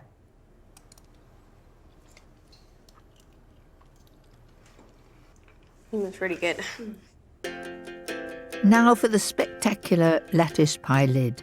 Don't let it scare you. Here's the way to do it. Cut 2 sheets of puff pastry into 3-centimetre ribbons. Abby and Grace are being very meticulous and measuring it exactly. Lay half of them lengthways onto a circular sheet of baking parchment, slightly larger than your pie dish. The one thing that they have to do is get them very close together, because otherwise the sauce from the chicken will bubble up through the holes and it won't look beautiful. Now take another strip and carefully weave it through horizontally. Next, fold back all of the strips that were lying underneath. Lay the next strip across, fold back over. And repeat with the rest of the pastry. This really is like weaving a basket, isn't it?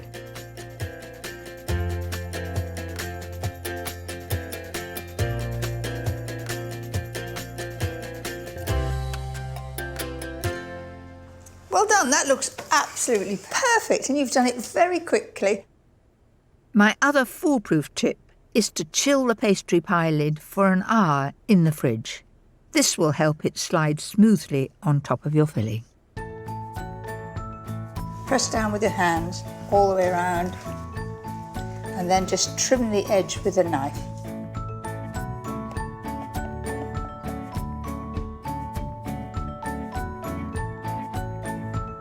Do you feel proud of that, girls? Yeah. Bake the pie for around 30 minutes at 180 fan until golden.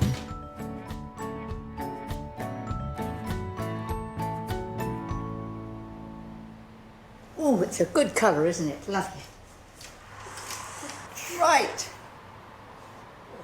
Don't want to drop it, it's very precious. There we are. So what do you think of that? It looks delicious. I can't wait to eat it. Good. There we are. So we just pop that there. And then take some of this chicken. It smells so yummy.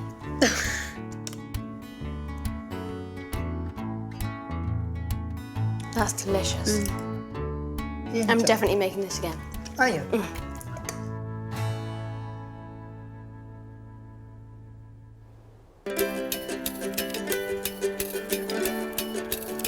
Do you like that as black as that?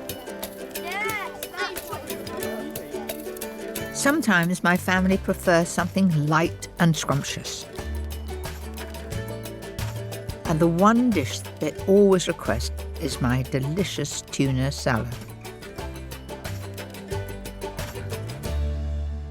My salad is sort of first cousin to a niçoise salad.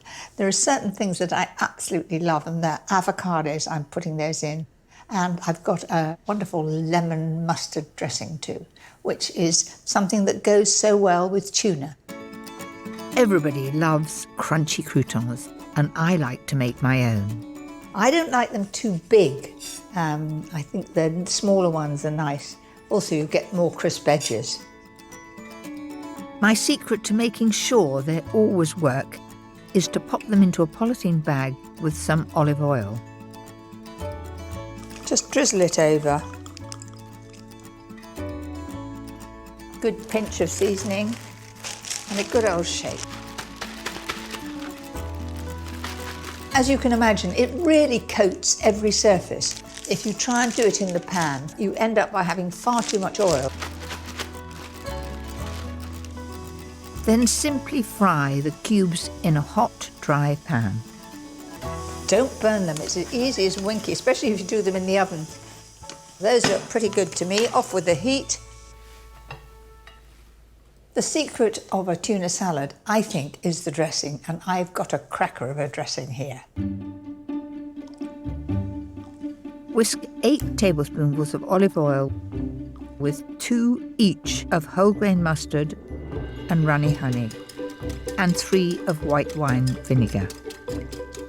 And the other ingredient in the dressing is the juice of half a lemon. I don't have the muscle that all those chefs have. They just catch hold of it, don't they? And they go, and somehow or other, all juice comes out. I do that, and very little comes out. So I use a lemon squeezer.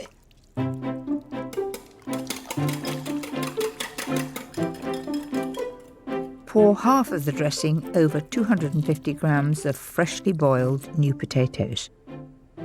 It's a really good tip I learnt in France to toss the potatoes in the dressing. They absorb it while they're warm. Then when you add them to the salad, they'll be full of flavour right down to the middle. I like to serve this salad on a nice big sharing platter with blanched green beans, tomatoes, and a couple of chopped avocados tossed in lemon juice to keep the colour. I think they look lovely, these potatoes. They're lovely with the dressing. Don't be stingy with the tuna. A couple of tins should do it, and the children will love it. Finish with 3 hard-boiled eggs. And that's that lovely mustard dressing. I think that's just the right thing for Saturday lunch. Perfect.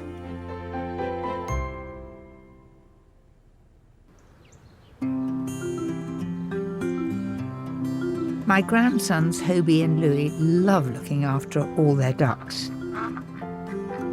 We have 5 Indian runners and 2 cooling ducks. The Indian runners are the brown ones. And how many eggs do you think there's going to be here today? I'll count them. 1, 2. Right. But now and again I can drag them into the kitchen. We've got 8 now. 8 now. Well, come on, we'll take them back to Mum. Especially when it's a recipe that will satisfy their sweet tooth.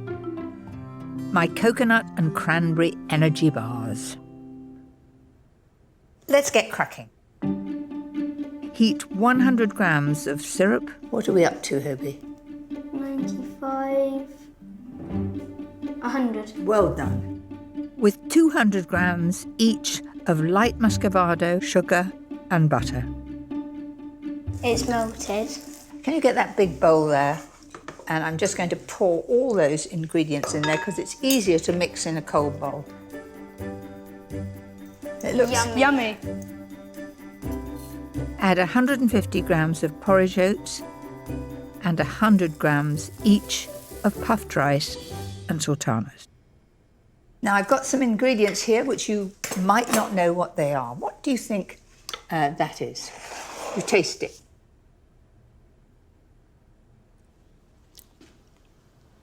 I know what it's called, but it's on the tip of my tongue. Coconut. Well done. Well done. That's coconut. So we've got 50 grams of coconut. Pop that in.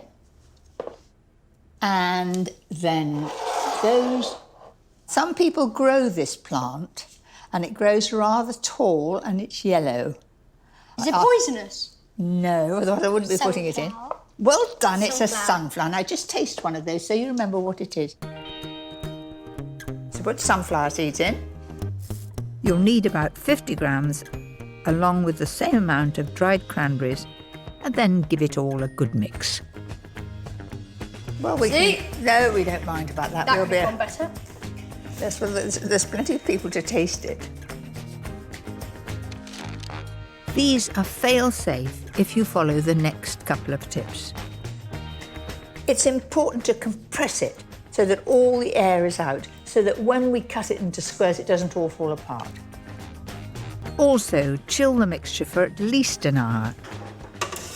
Voila! And it will make slicing so much easier.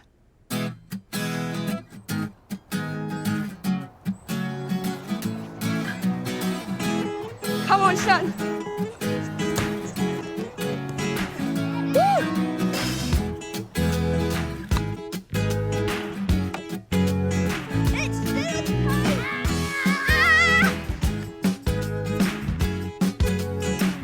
There, we've got a wonderful batch of my cranberry and coconut energy bars.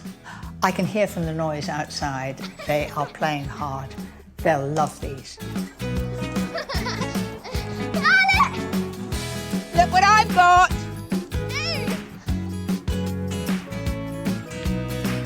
There we are. Come on, Ashley, you come next door. Should we say girls first? Ashley, I think you could make these. It's usual to take the one nearest to you. What do you think it tastes like? Coconut. That's right. Really yummy, and there's really nice raisins. All gone. All gone.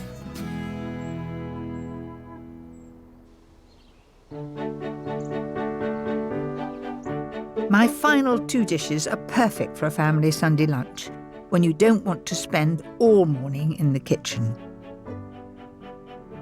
A sumptuous butterflied roast leg of lamb, followed by the ultimate foolproof pudding. So here is my boned leg of lamb. Now, at the moment, it looks like a leg, but when you open it up and you take out the two bones, it vaguely looks like a butterfly. But what have you got? Real lean meat inside.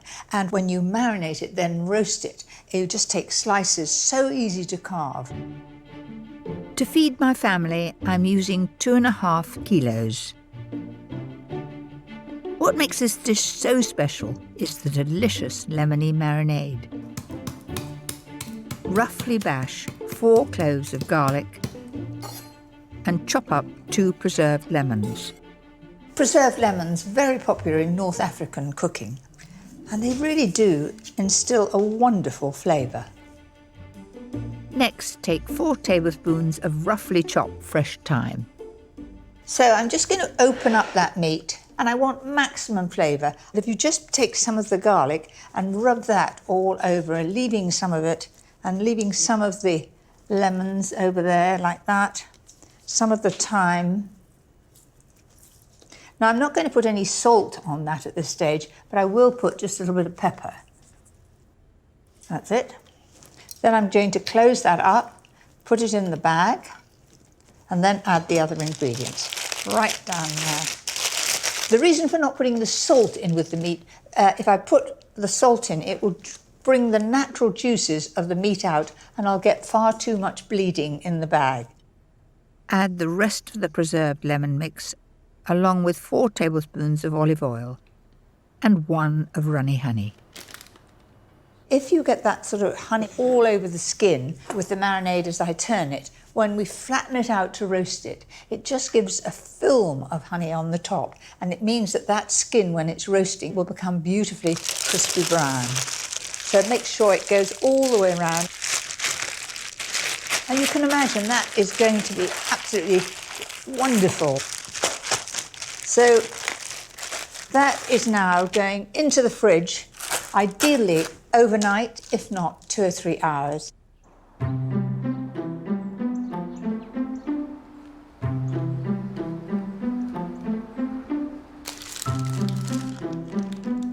So there's the lamb, and tuck any of those bits of garlic, the lemon, put it underneath so the flavour comes right up into the lamb. So into the oven.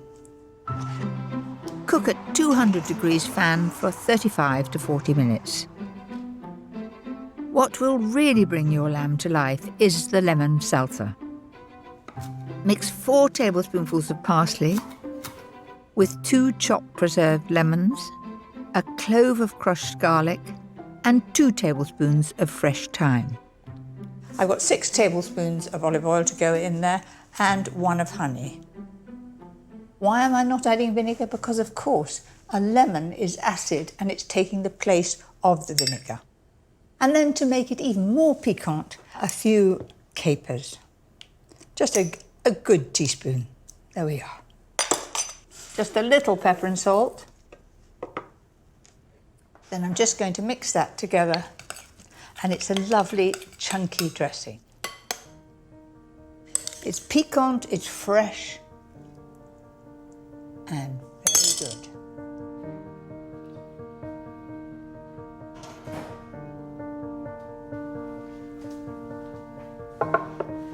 That looks magnificent. Cover with foil, leave to rest for 10 minutes. This will keep the meat juicy and tender and make it easier to carve. So remember, this had 35 minutes and it is pink in the middle, but another 5 or 10 minutes in the oven, it would all have been well cooked, so just up to you.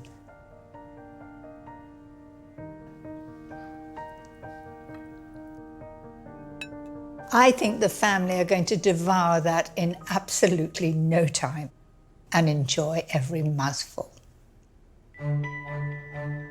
Now for a truly delicious dessert to finish off the meal perfectly.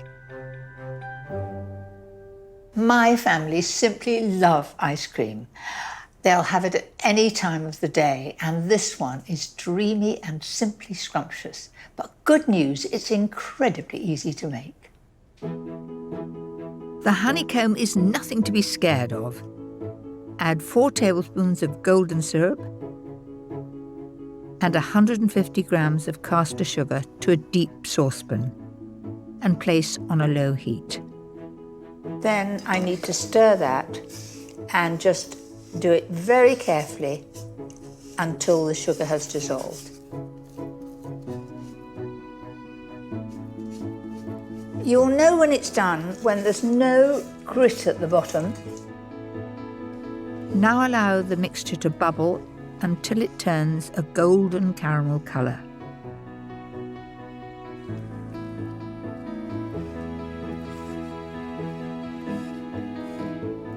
I think that's perfect.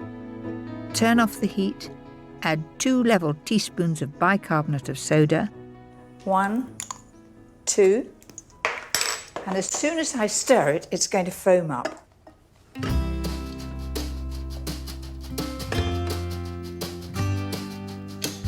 That's it.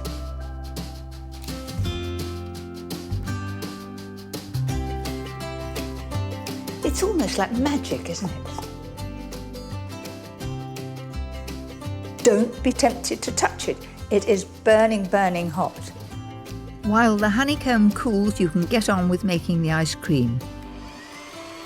And you don't even need a machine to do it.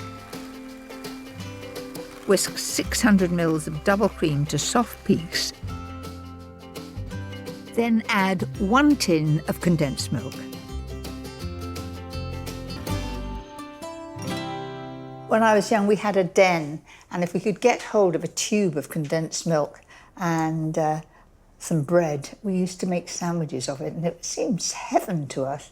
I don't exactly fancy it now. If this isn't foolproof, I don't know what is. So, so easy. Now for the fun bit. Quite easy, wasn't it?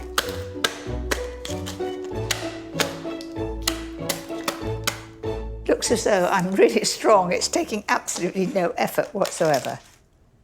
Set 1/3 of the honeycomb aside and fold the rest in. If you like, you could also use nuts or chocolate chips. Simply freeze for 6 hours or overnight. Top with a honeycomb or any sweet treat you like. And voila, it's done.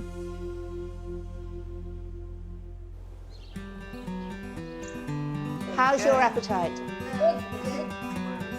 So there you go, foolproof recipes to cook for the whole family. time and time again. Louis, what do you think about the lamb? It's very good and very tender. There's none on his plate, so he must have liked it. Guess what's for pudding? Hokey pokey ice cream. Correct.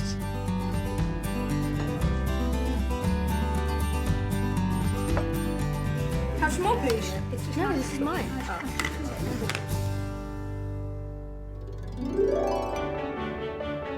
Next time, it's my foolproof recipes for busy days. Maybe I should have chosen a bigger spoon. It really is absolutely delicious.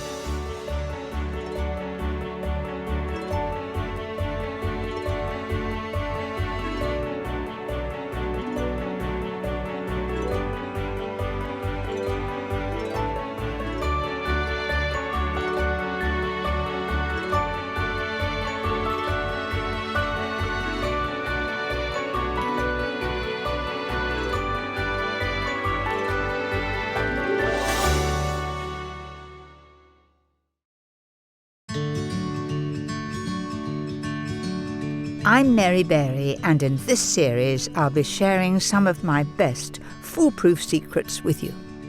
I think it's really important to have a selection of trusted recipes that you know will never let you down.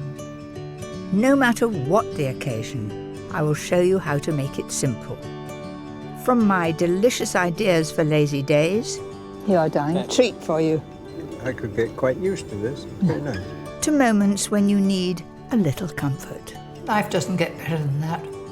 And stylish treats to delight your guests. Today, it's foolproof recipes for those days when you're simply run off your feet. Maybe I should have chosen a bigger spoon. It really is absolutely delicious.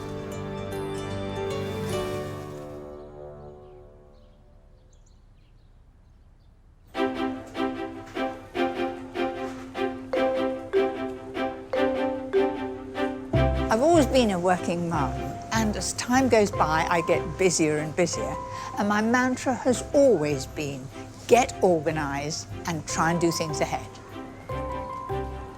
Today, I'll be preparing some dishes that when I'm very short of time and run off my feet, that I can get together in no time. A rich and elegant one-pot wonder. My delicious fail-safe that feeds the family in minutes. A hearty favourite you can prepare ahead. And an effortless pud that is unbelievably good. But first, it's my scrumptious store cupboard standby. Chopped tomatoes are perfect for busy people. I always have them, and I buy them in sixes, and they're just there, and it gives me a great comforting feeling to know that I can knock up a quick soup or a quick sauce in no time. Something else I keep in the cupboard for times like this are sun-dried tomatoes. 6 of these and a touch of oil with some pressed garlic will give a beautifully intense flavour. Then add 3 cans of chopped tomatoes. Only at the end of the season, when tomatoes are really cheap, would I use fresh tomatoes. These are really the most useful thing to have in the cupboard. And a real foolproof tip is to add some sugar. The sugar brings out the flavour of tomatoes. Even if I'm grilling tomatoes, I just put a little sprinkle of sugar. It just gives it extra flavour, as well as a bit of pepper and salt. And finally, I'm going to add some stock. I've got 500 ml of stock. Now, you may not have fresh stock. If not, use a stock cube. Now, what I've got to do is give that a good stir, bring it to the boil and simmer it for 10 minutes.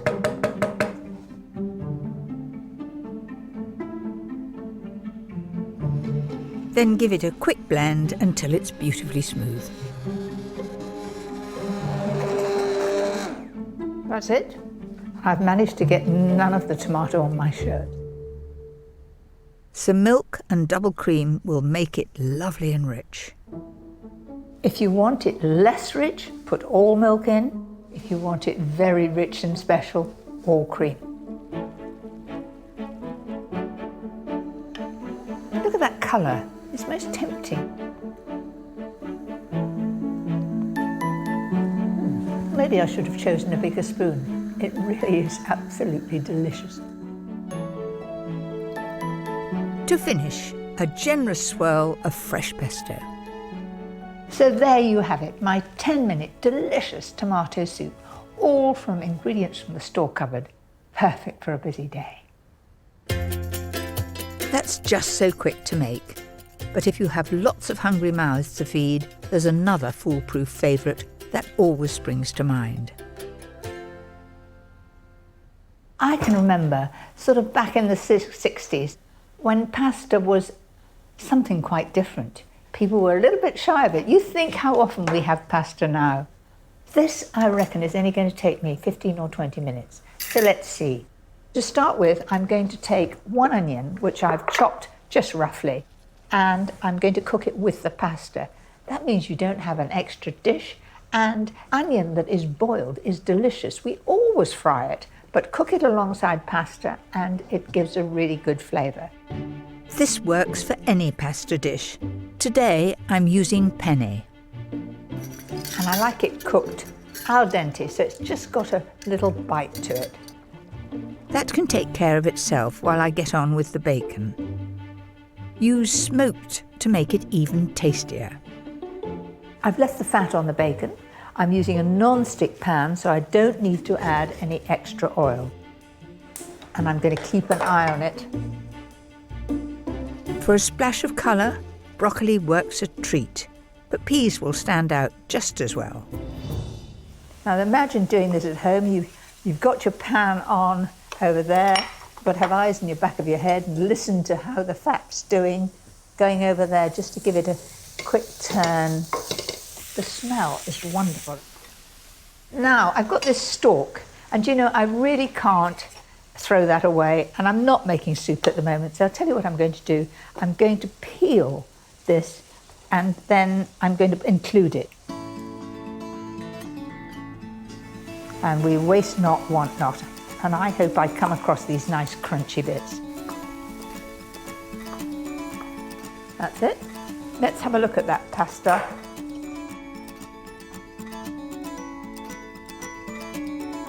There's still a bite in it.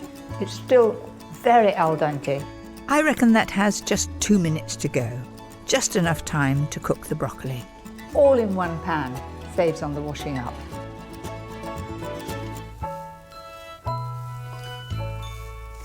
Now, can you see, that's just taking colour, and that's how I want it to be.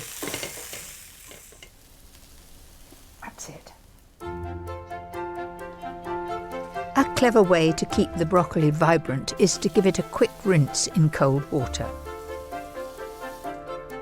Now add the pasta to the bacon so it can take on that lovely smokiness. I love the bright green of the broccoli and then the little sparkling jewels of tomatoes. Already that's looking special, isn't it? Bring it all together with a carton of basil pesto, shop bought of course, when time is tight. It's a matter of getting everything really piping hot, but it does look so tempting. All these lovely colours. Now you think this has got no sauce to go with it. It's all done in 2 pans in a very short time. A scattering of toasted pine nuts and Parmesan shavings finish it off. So there you have it, my expressed bacon and pesto pasta. Perfect when you're in a hurry, and a lovely dish for the family supper.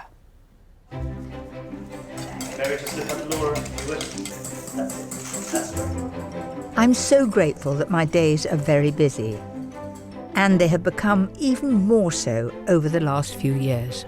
So this is for Holly, happy 12th birthday, and Alice. I try to keep on top of everything, and I have my lovely assistant Lucy to help. Yeah? But when I feel the need to unwind, there's one recipe perfect for slowing things down.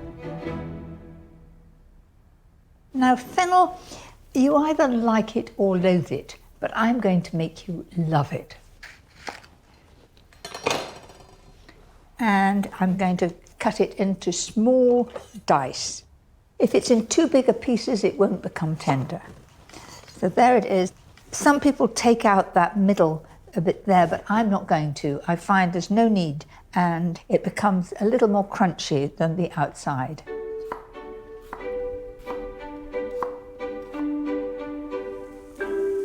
That's it. Now I'm going to just give that a turn. Now I'm going to add some garlic. Then I'm going to add the rice. This is round rice. It's not pudding rice. It's arborio rice, or sometimes known as risotto rice. Then we need to add some wine. Very important. A white wine, and I'm going to add 300 ml. And this is a new bottle, and I know just about where my finger should be, how far we should go down. So 300 ml. Tiny drop more. And we'll just let that absorb for a few minutes. I've got here 750 ml of fish stock. It could be vegetable stock. My foolproof tip is to make sure the stock is really hot. I'll give it a stir. The rice will absorb it much quicker and it won't overcook. It is important to add it little by little, and the total time from when you start adding the stock, it will be about 20 minutes. Slowly, carefully, and make sure it's all absorbed. This is the bit I find very relaxing, perfect after a busy day. Now, can you see now that's thickening up?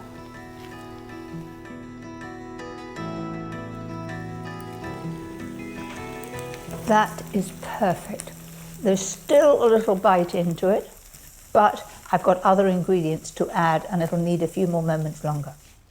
Some peas, lemon juice, and for that touch of class, generous chunks of succulent salmon. But you could always use prawns or chicken if you prefer. Now you'll notice that the salmon is at once changing colour from that shiny pink to an opaque pink. And it takes no time to cook at all.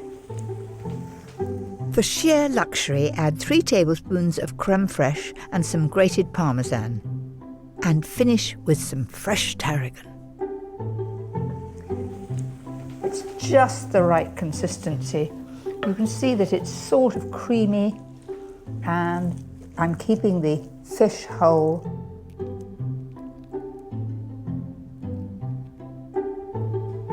To crown the glory, a little bit of pea shoots.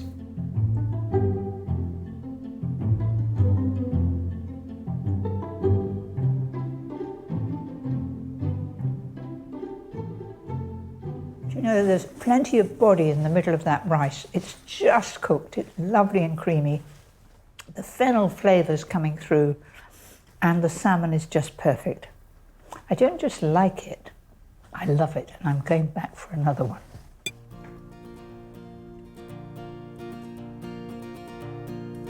Not bad. For me, nothing beats the convenience of cooking fresh veg straight from the garden. But we don't all have the time or space to grow our own. But there is a way to get seasonal veg delivered to your doorstep, and you don't even have to write a shopping list. I've come to Coleshill in Wiltshire to meet Sonia, who runs one of over 600 veg box schemes that are growing in popularity up and down the country. So you're growing all different vegetables. How many do you grow? Probably throughout the year about 70, and that obviously includes some fruit as well. But we need to get a range of vegetables to go in the boxes just to keep people interested throughout the year. Let's go and see what we can find then. So these are balotti beans. Do I have to feel whether the beans are inside them before I pick them? Yes. The pods look awful, but the beans inside, if you look at that, they're just like little birds' eggs. Oh, they're beautiful, aren't they? Aren't they? Mm. What do you suggest people do with them? Okay, well, obviously you've got to pod them. So you're just going to use the beans. Boil them for at least 30 minutes. And then once they're soft, I would put them into something like a nice tomato sauce with maybe some green beans as well, and some seasoning and basil and garlic. Or you could do, if you want to be really adventurous, you can make a borlotti bean hummus. That's what I'm tempted. Yeah. This is certainly a fun way of getting veg you might not choose for your weekly shop. So these are all Romanesco. It's a cross between two different vegetables, isn't it? That's right. It's a cross between broccoli and cauliflower. And in fact, it translates as Italian cauliflower. That is sheer beauty, Isn't it? It's Yeah. like a little mountain of cauliflower, isn't Yes. it? Yeah. So what do you like to do with it? Well, you can roast it whole. It really brings out the flavour. It's a beautiful nutty flavour with some spices and things. So there you go, look at that. Within minutes of being picked, today's selection is being boxed. They've got some nice romaine lettuce, so they'll be having Caesar salad, I'm sure. Absolutely. And as if I didn't have a busy enough life, I've now become a delivery woman. Hello? Hello. Oh, There's your veg box. Oh, excellent. So what's the best thing about the vegetable box? As a working mum, it's very easy just to feed your kids, you know, peas, carrots and broccoli, because you know they're going to eat it. And having a box like this definitely makes their vegetable eating more varied. And it must save you time not having to go shopping, make those lists, find the stuff. It's one less thing to worry about, absolutely. Well, you enjoy it. Thank you very much, I will. So a delivery can certainly make your life that little bit easier. But if you're wondering what to do with all this wonderful veg, I've just the thing. Most people just do cauliflower cheese, but I'm going to do roasted cauliflower. And all I'm going to do is take all the sprigs off and roast them in a little olive oil.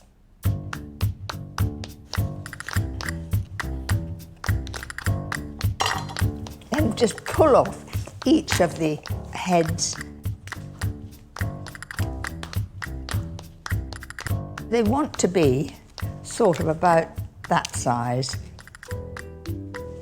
And if you want to split them, just take a knife like that and then pull them apart and they'll hold together like that. To get the perfect roast, coat evenly in a little olive oil. You could do this in a bowl, but on the other hand, somebody's got to wash up the bowl, and we're all in for saving time.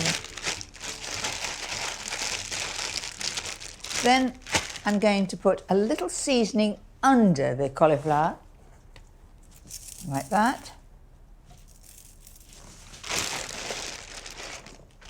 A little bit of seasoning on top. And it's nice to use sea salt because you get a bit of crunch.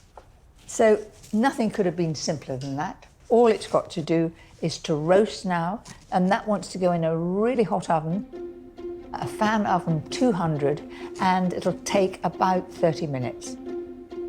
While the oven works its magic, I'll show you the quickest dressing imaginable. Lemon juice, olive oil, seasoning, and a few capers. I love capers, they seem to go very well with cauliflower.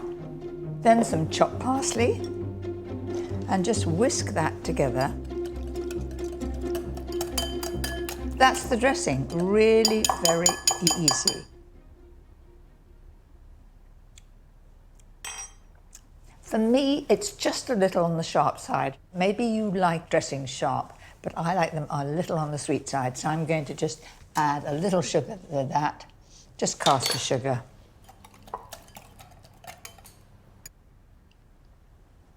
That's more my style, a little less sharp. Cauliflower's going to be ready.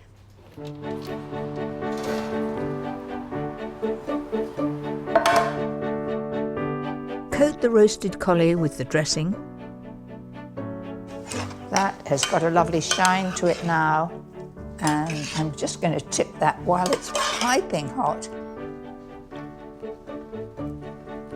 Doesn't that look gorgeous?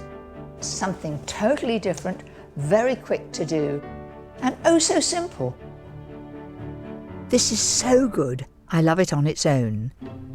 But if you're making the family supper, why not try it with these, which can be prepared ahead to make life easy. First of all, the stuffing. Take 350 grams of sausage meat and liven it up with chopped thyme, parsley, lemon zest and parmesan. And I can see it's well mixed because the parsley is evenly throughout. So I've got the chicken thighs here. Now you can buy chicken thighs without bone-in. In some regions you may find that you have to have it with the bone-in, so I'll just show you how easy it is to take that bone out. There it is in the middle there. So if you just do even strokes down either side of that bone,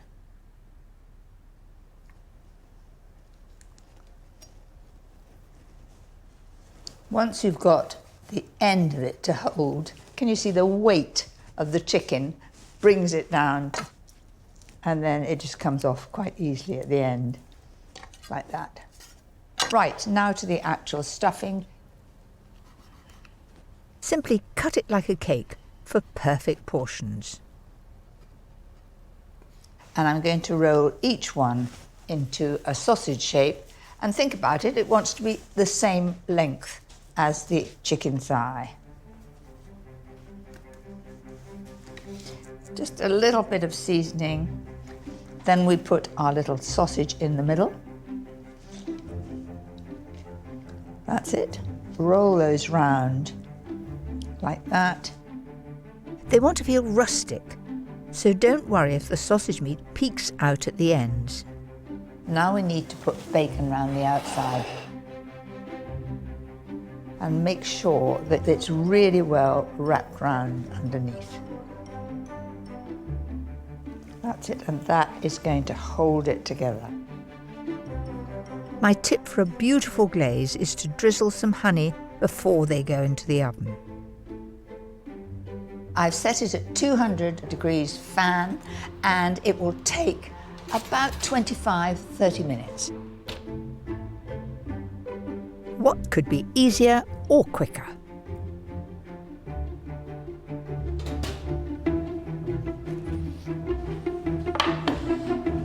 I'm well pleased with that. Gorgeous colour. You know, looking at all of those, we always have sort of beef burgers in buns. Wouldn't that be absolutely delicious in a bun? I think I'd really enjoy that. Perhaps a bit of chutney underneath. And look how a wonderful colour that bacon's become.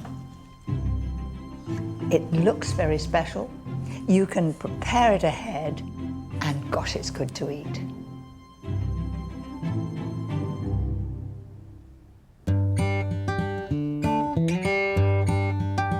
Despite life's demands, I always try and make time for my friends.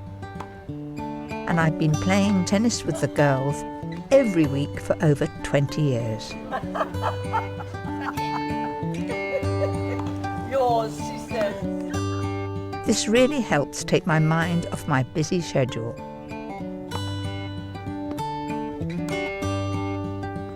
But when we've tired ourselves out, I love serving up a special treat.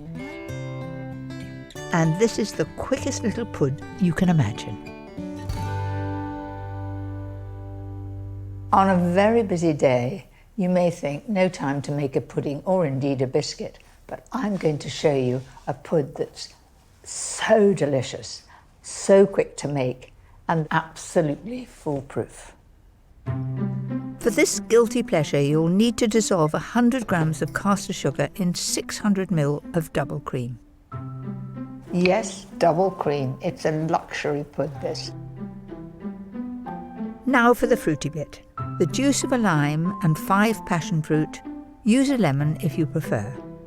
You know, passion fruit is something that's become more and more popular as the years go by. To begin with, I was very shy of it. but I absolutely love it now.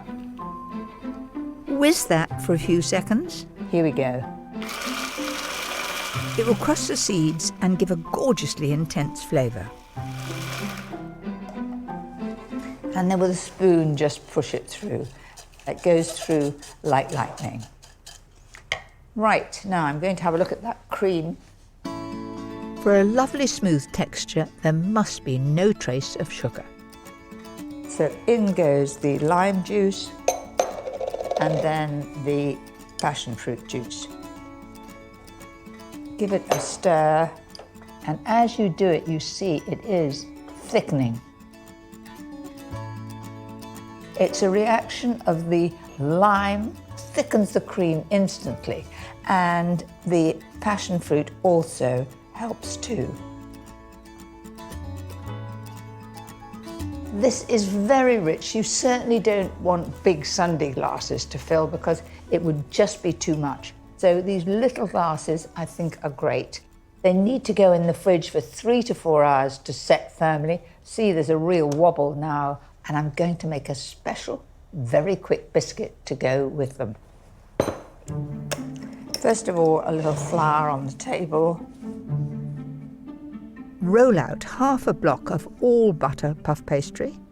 And I'm aiming to get this about 8 inches across. Don't panic if it starts to stick. Some cling film will save the day. And keep rolling until it's really, really thin. Imagine you're making something like millefeuille. That wants to be just as thin as this too. And because puff pastry rises in flaky layers, you'll get a really crisp, thin biscuits. That's it. Now, I want to have squares of 4 inches. So to get a square, you just fold it over like that. Okay? And then another square on the way down. Like that. And like that. And then for my triangular biscuits, you just cut each square into 4. Nothing could be simpler, could it? For a delicious topping, just brush with egg white and sprinkle evenly with a mix of lemon zest and sugar. So really, so quick, easy, simple to do. You haven't even made the pastry. Now these need very careful baking. I've set the oven at 180 centigrade, and they take about 8 to 10 minutes because they want to be a very pale golden on the outside. If they're brown, they'll be bitter. So you've been warned.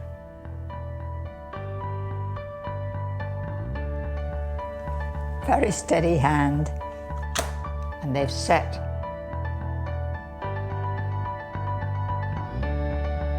Finish them off with a dash of passion fruit. Now those are perfectly baked. They're a lovely pale golden brown colour and really original.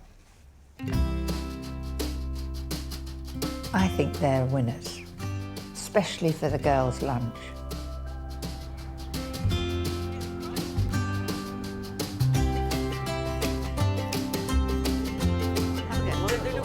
They do look pretty. Yummy, as my grandchildren would say. They're absolutely glorious. To the winner. Cheers. To the winner.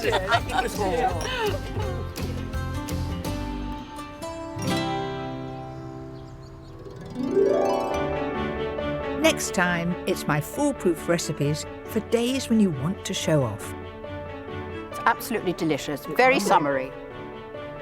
There's absolutely no calories in here whatsoever.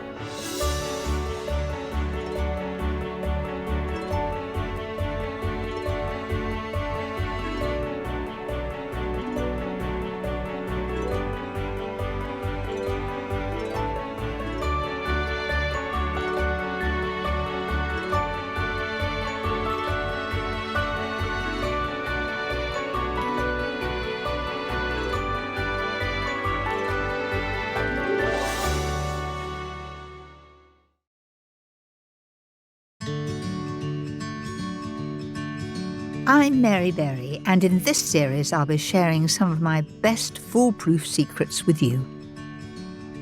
I think it's really important to have a selection of trusted recipes that you know will never let you down. No matter what the occasion, I'll show you how to make it simple. From my delicious ideas for lazy days. Here are darling, treat for you. I could get quite used to this. It's very nice. To moments when you feel like something a little comforting. And scrumptious goodies to thrill the family. That's the best thing I've had all day. Today, some of my favourite dishes, perfect for a party. There's absolutely no calories in here whatsoever.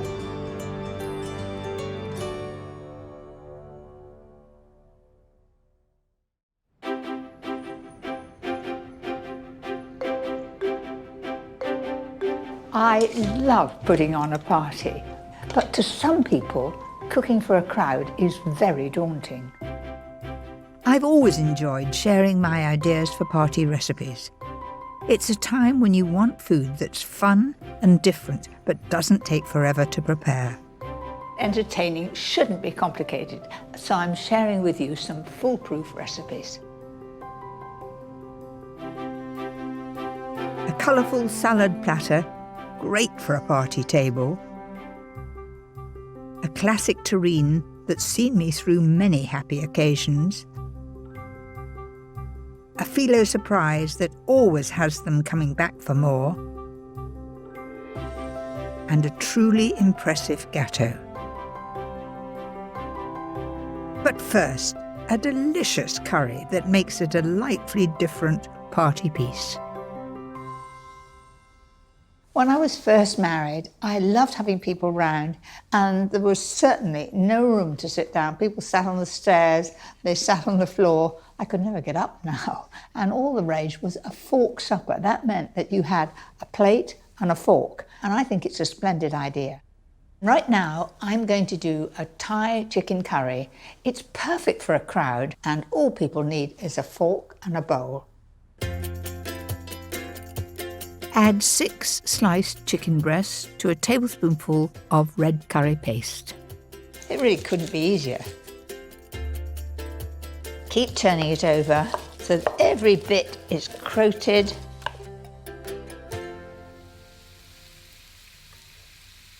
The heat releases all those lovely spices and it'll help to flavour the meat. It also helps to give the meat a nice colour. When all the meat's sealed, put it to one side and use the same pan for the sauce, starting with 2 sliced onions. So on with the lid. I'm going to turn the heat down and I'm going to leave that to cook in its own steam until it's become really, really tender. After about 10 minutes, turn up the heat and add some finely grated fresh ginger. Oh, the freshness of that. It's a lovely smell, strong, lovely lemony ginger smell, lovely. I'm now going to add 2 more tablespoons of Thai paste. Go steady if you like it on the mild side. My secret for a thick, velvety sauce is a tablespoonful of plain flour. Sprinkle it evenly over. And full-fat coconut milk. Thai curry is fairly new to me. I think I had it at my daughter's, I suppose 2 or 3 years ago, and absolutely loved it, and I've made it ever since. For those special Thai flavours, I'm adding kaffir lime leaves, the zest and juice of half a lime, a tablespoonful of brown sugar, and the essential fish sauce. I must say, when I first heard of fish sauce, I didn't like the idea at all, but it really brings out the flavour and is part of what you expect in Thai food. And of course, lemongrass. Just bash it with a rolling pin. Now, the sort of rolling pin I have is a wooden one, which is ideal for it. Don't do it with a glass one.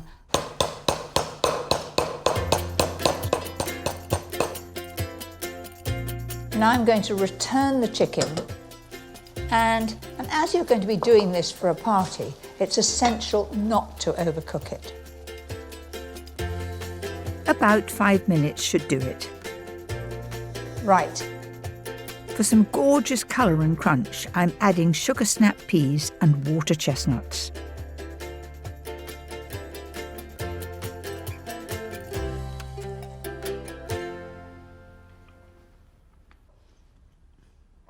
It's awfully good. I love exploring new ideas, but sometimes there's nothing quite like the classics. And this recipe is one I've served at many a happy celebration. I love going back to my old favourite recipes when I'm having friends round for a party. Now this one is a ham hock, and I'm going to make it into a terrine. Many people are really frightened of making a terrine, but I promise you this one is very easy and it's foolproof. Neither trotters or ham hocks are very popular, but it is an excellent cut and it's going to make a very inexpensive terrine. The secret to this terrine is slow cooking the meat with celery, carrot, onions and some peppercorns and fresh thyme to give it plenty of flavour. All I've got to do is top up with water. It's important to cover the meat. That's it. So I'm going to bring that to the boil and then I'll transfer it to the oven. That weighs a ton, but I'm going to be very careful. That goes into the oven at 140 fan for about 4 hours, so all the flavours can infuse and the meat melts away from the bone.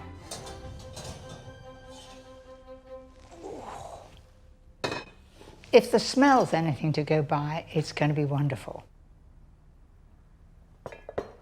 Oh, it's soft and it's absolutely falling away from the bone. That's exactly what I want. It's come off the bone without being asked. There we are. Oops. Look at that lovely chunk of meat there. Then you're left with a bone there. And I know who will like that. Break the meat into pieces. I want to keep it in shapes because as you cut through, it gives a lovely effect. Now that is perfect, it's all done. All those delicious juices from the cooking can now be reduced to make a beautiful jelly to hold the terrine together. I'm using 5 grams of gelatin. Can you see that? It's soft, squidgy, and then you take it and you drop it into that very hot stock. It wants to not be boiling, just very, very hot. And it is slightly cloudy, but that is all part of its charm. If it's terribly clear, I'm suspicious because it'll have no flavour. Now I'm ready to assemble the terrine. In the very bottom, I'm going to put chopped parsley so that when I turn this out, I have this wonderful green layer and it does look very smart. So just a little in there. Not too much. I don't want all the parsley to float about. And I've got some mustard seed here. I'll just put a little over here now. The mustard seeds add interest. So you do it in layers.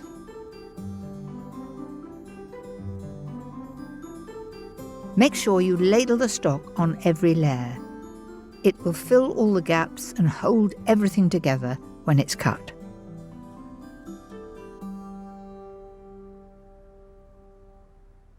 I'm quite chuffed with that. I think it's going to be something that is just a little bit different, and I bet it's something you haven't tried making before. And leave that until it becomes stone cold, and then put it in the fridge overnight. I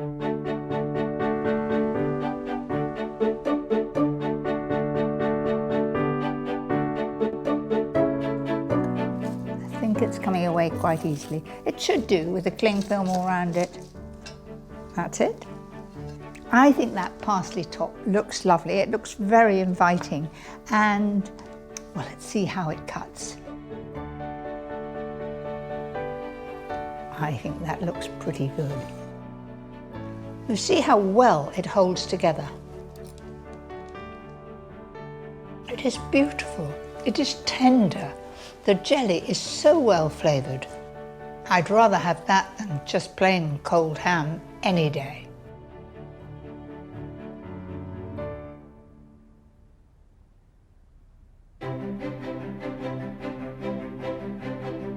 When I'm planning a party, I make sure some of the dishes are blissfully quick to prepare.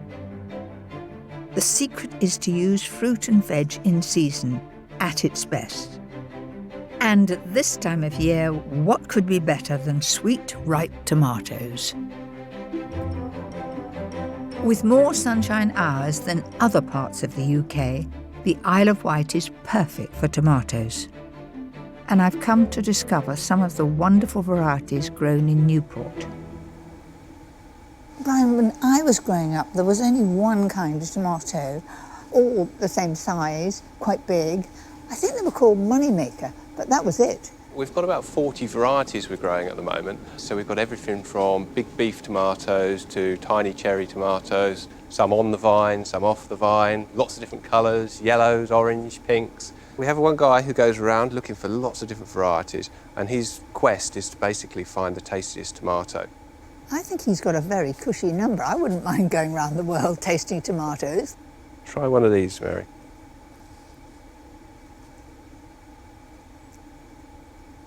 That is perfect for me. Good.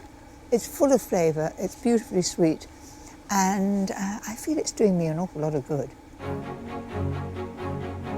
Would you like to have a look at the tops of the plants, Mary? Yeah, why not? Do you know, I thought I was going to have to put my leg over theirs, and you've got longer legs than me. So up here. Yep. Yeah. Oh, good thing. You couldn't get a big person in here, could you? Shut the gate.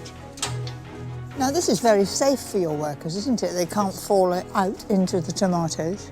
Going to go up now. OK. Third floor, please. These plants grow to a staggering 13 metres high. Shoots are removed weekly, allowing the flowering tops to take in all the glorious sunshine.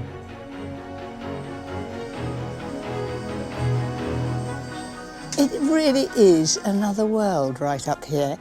It seems acres and acres of it. As far as I can see, there are tomato plants. It is amazing. It's just sort of breathtaking.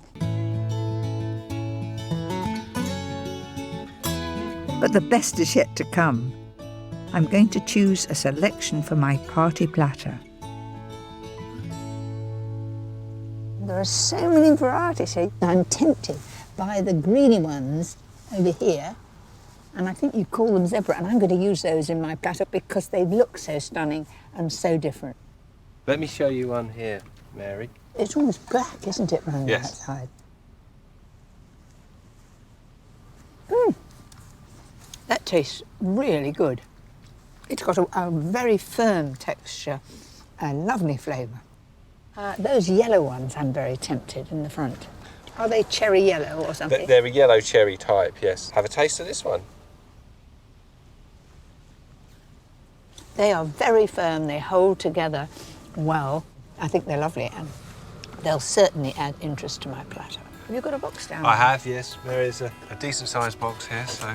Well, let's have the old flavour, these lovely cherry tomatoes here.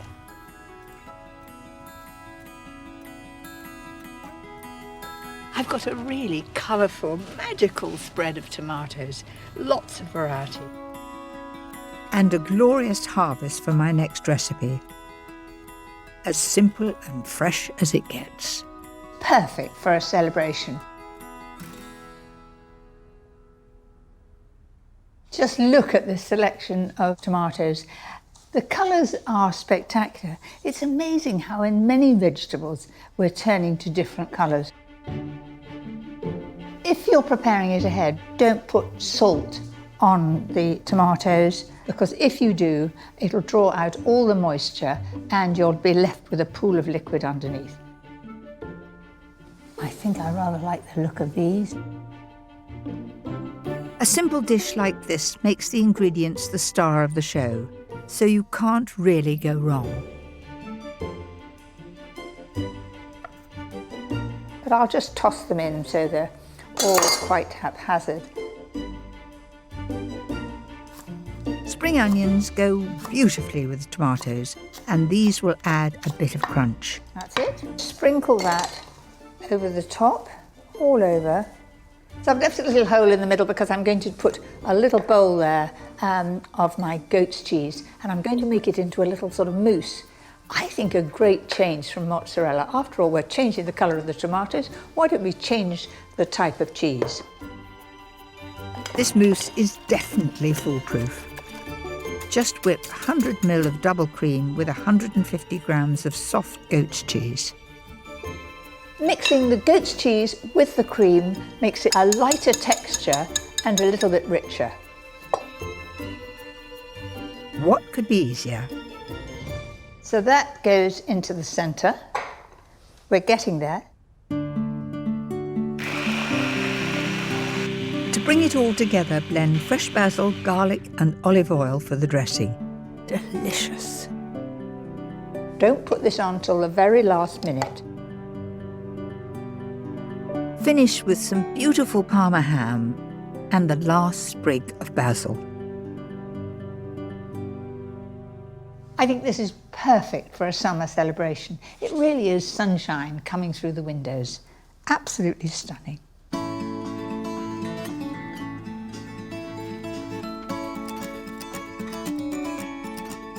Whether I'm laying on a spread for a few or scaling up for numbers, I've always loved a dish on the table that's just a little bit different.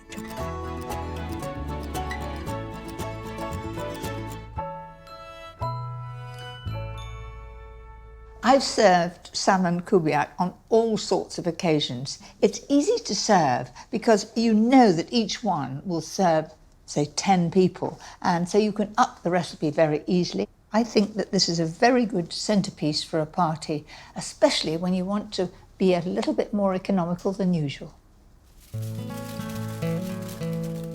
Start by baking 500 grams of salmon at 180 fan for 15 to 20 minutes. And while that cooks, I can get on with the rest of the filling. Lightly fry onion, crushed garlic and chilli in a little butter, and add sliced mushrooms. Then add the zest and juice of half a lemon to some cooked rice. The smell is great, beautifully garlicky. When the salmon's cooked and cooled, break it into pieces. Can you see, as I put my knife in it, it is just beautifully done, just as I want it, and there's plenty of moisture there. This used to be a half-term treat for the children when they were young, and their friends would come in and I'd make a big Kubiack. For a lovely fresh flavour, use a handful of chopped chives and parsley. That looks good enough for me. And shush it all in. And then I'll give it a good mix. That's it. And you see how gentle I'm being. I'm not sort of mashing it down because I want to be able, as people eat it, they think, oh, this is salmon. I can see the nice big generous pieces of salmon. That's it. So I'm just going to put that to one side and get on with the phyllo part. Don't be put off by using phyllo. It's wonderful stuff, I think, phyllo. And no, I am not going to make it. I made it at college and I vowed never again. I have a foolproof trick that never fails. All you need are 6 sheets of phyllo pastry, a sheet of non-stick paper and melted butter. I'm doing it that way, then that way, and then that way, so that it holds together well. By crisscrossing the sheets like this, it just won't fall apart. So that wasn't too difficult, was it? Now for the salmon and rice filling. A Kubiack traditionally is high, so we're going to mould it with the hands, first of all, like this. that. Take this end up here and fold it over. And with the aid of the paper, I'm going to turn that over, give it a push. And you want to end up with the join underneath. That's it. For a perfect crispy golden brown finish, bake at 180 fan for 30 to 35 minutes.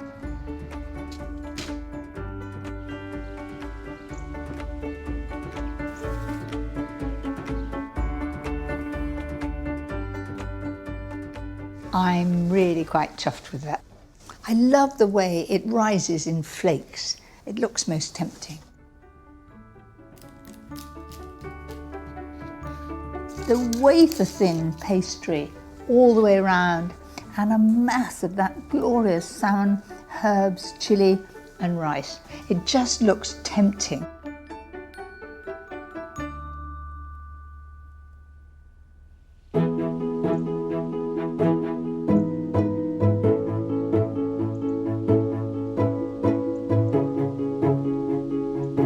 I've always enjoyed cooking for lots of people, and a summer's day is the perfect excuse for a party in the garden. Today we have the garden owners of Buckinghamshire who open their gardens for National Garden Scheme, and they're all coming here on a jolly and to see our garden.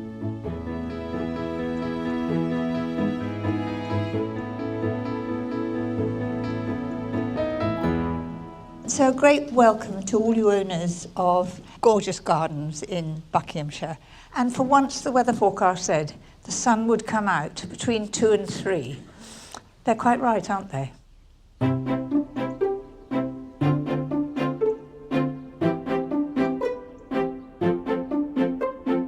Every party needs something grand as the finale, and I've got a big, bold and beautiful cake.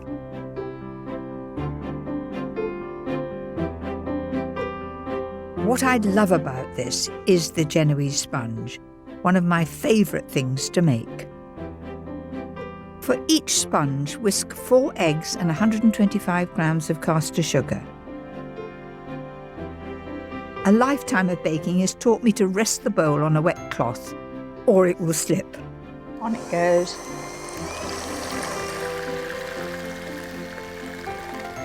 If it's pale, light and fluffy, it's done. That's about right. When I write an M there, I can just see the M and it quickly goes down. Did you notice I was moving the whisk around? If you stand still, the outside won't mix very well. Follow exactly as I've done and you'll make a good Genoese sponge. Well, so far so good. Now slowly add 125 grams of self-raising flour. And folding in is going round the outside and cutting through the middle. Outside and cutting through the middle. You'll need to be gentle to keep the air in and make your sponge lovely and light. It's adding 50 grams of cold melted butter that makes this a Genoese.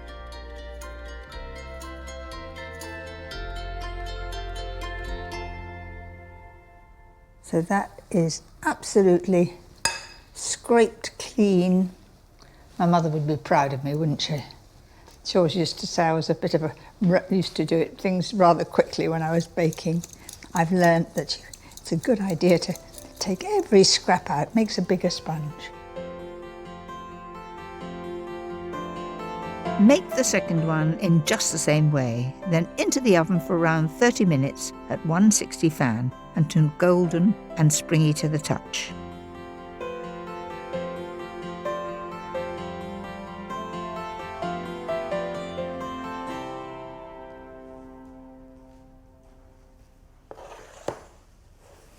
How about that then? They look perfect. They're just shrinking away from the sides of the tin, and when I put my finger on it, it springs back again. So that will be the underneath, and this will be the top, and I'm going to let those get absolutely cold before splitting them. This is anything but guilt-free. For the filling, I need 1.5 pints of lightly whipped double pouring cream. Of course you can do this with a mixer if you like, but keep your eye on it. That's beaten just the right amount. Let's get to cutting these in half. Lie the knife absolutely flat and a sawing action until you meet where you started. It's quite fun to do, but you've really got to concentrate to get it right. And now it's an assembly job, the part that I like best. It's really generous, but this is a special party. I want everybody to say, gosh, this is good, no extra cream needed. They're going to enjoy every single slice.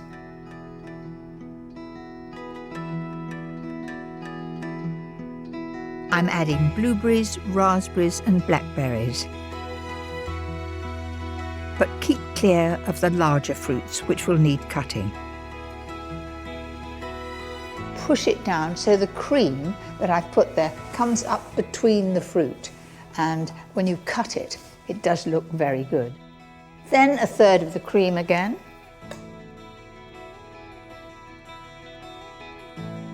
It's best to do all this the night before and keep it in the fridge. Cream will soak into the sponge, keeping everything lovely and moist. There's absolutely no calories in here whatsoever.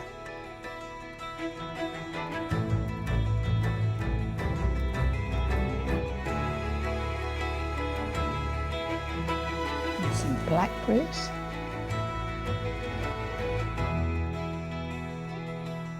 Have I gilded the lily too much? No, I don't think so. I'll put a few more on. I think that's a most spectacular finale to any party.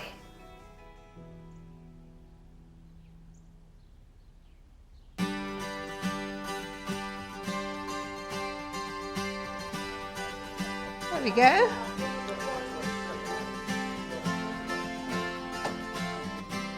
That looks amazing. If I could eat it all, I would.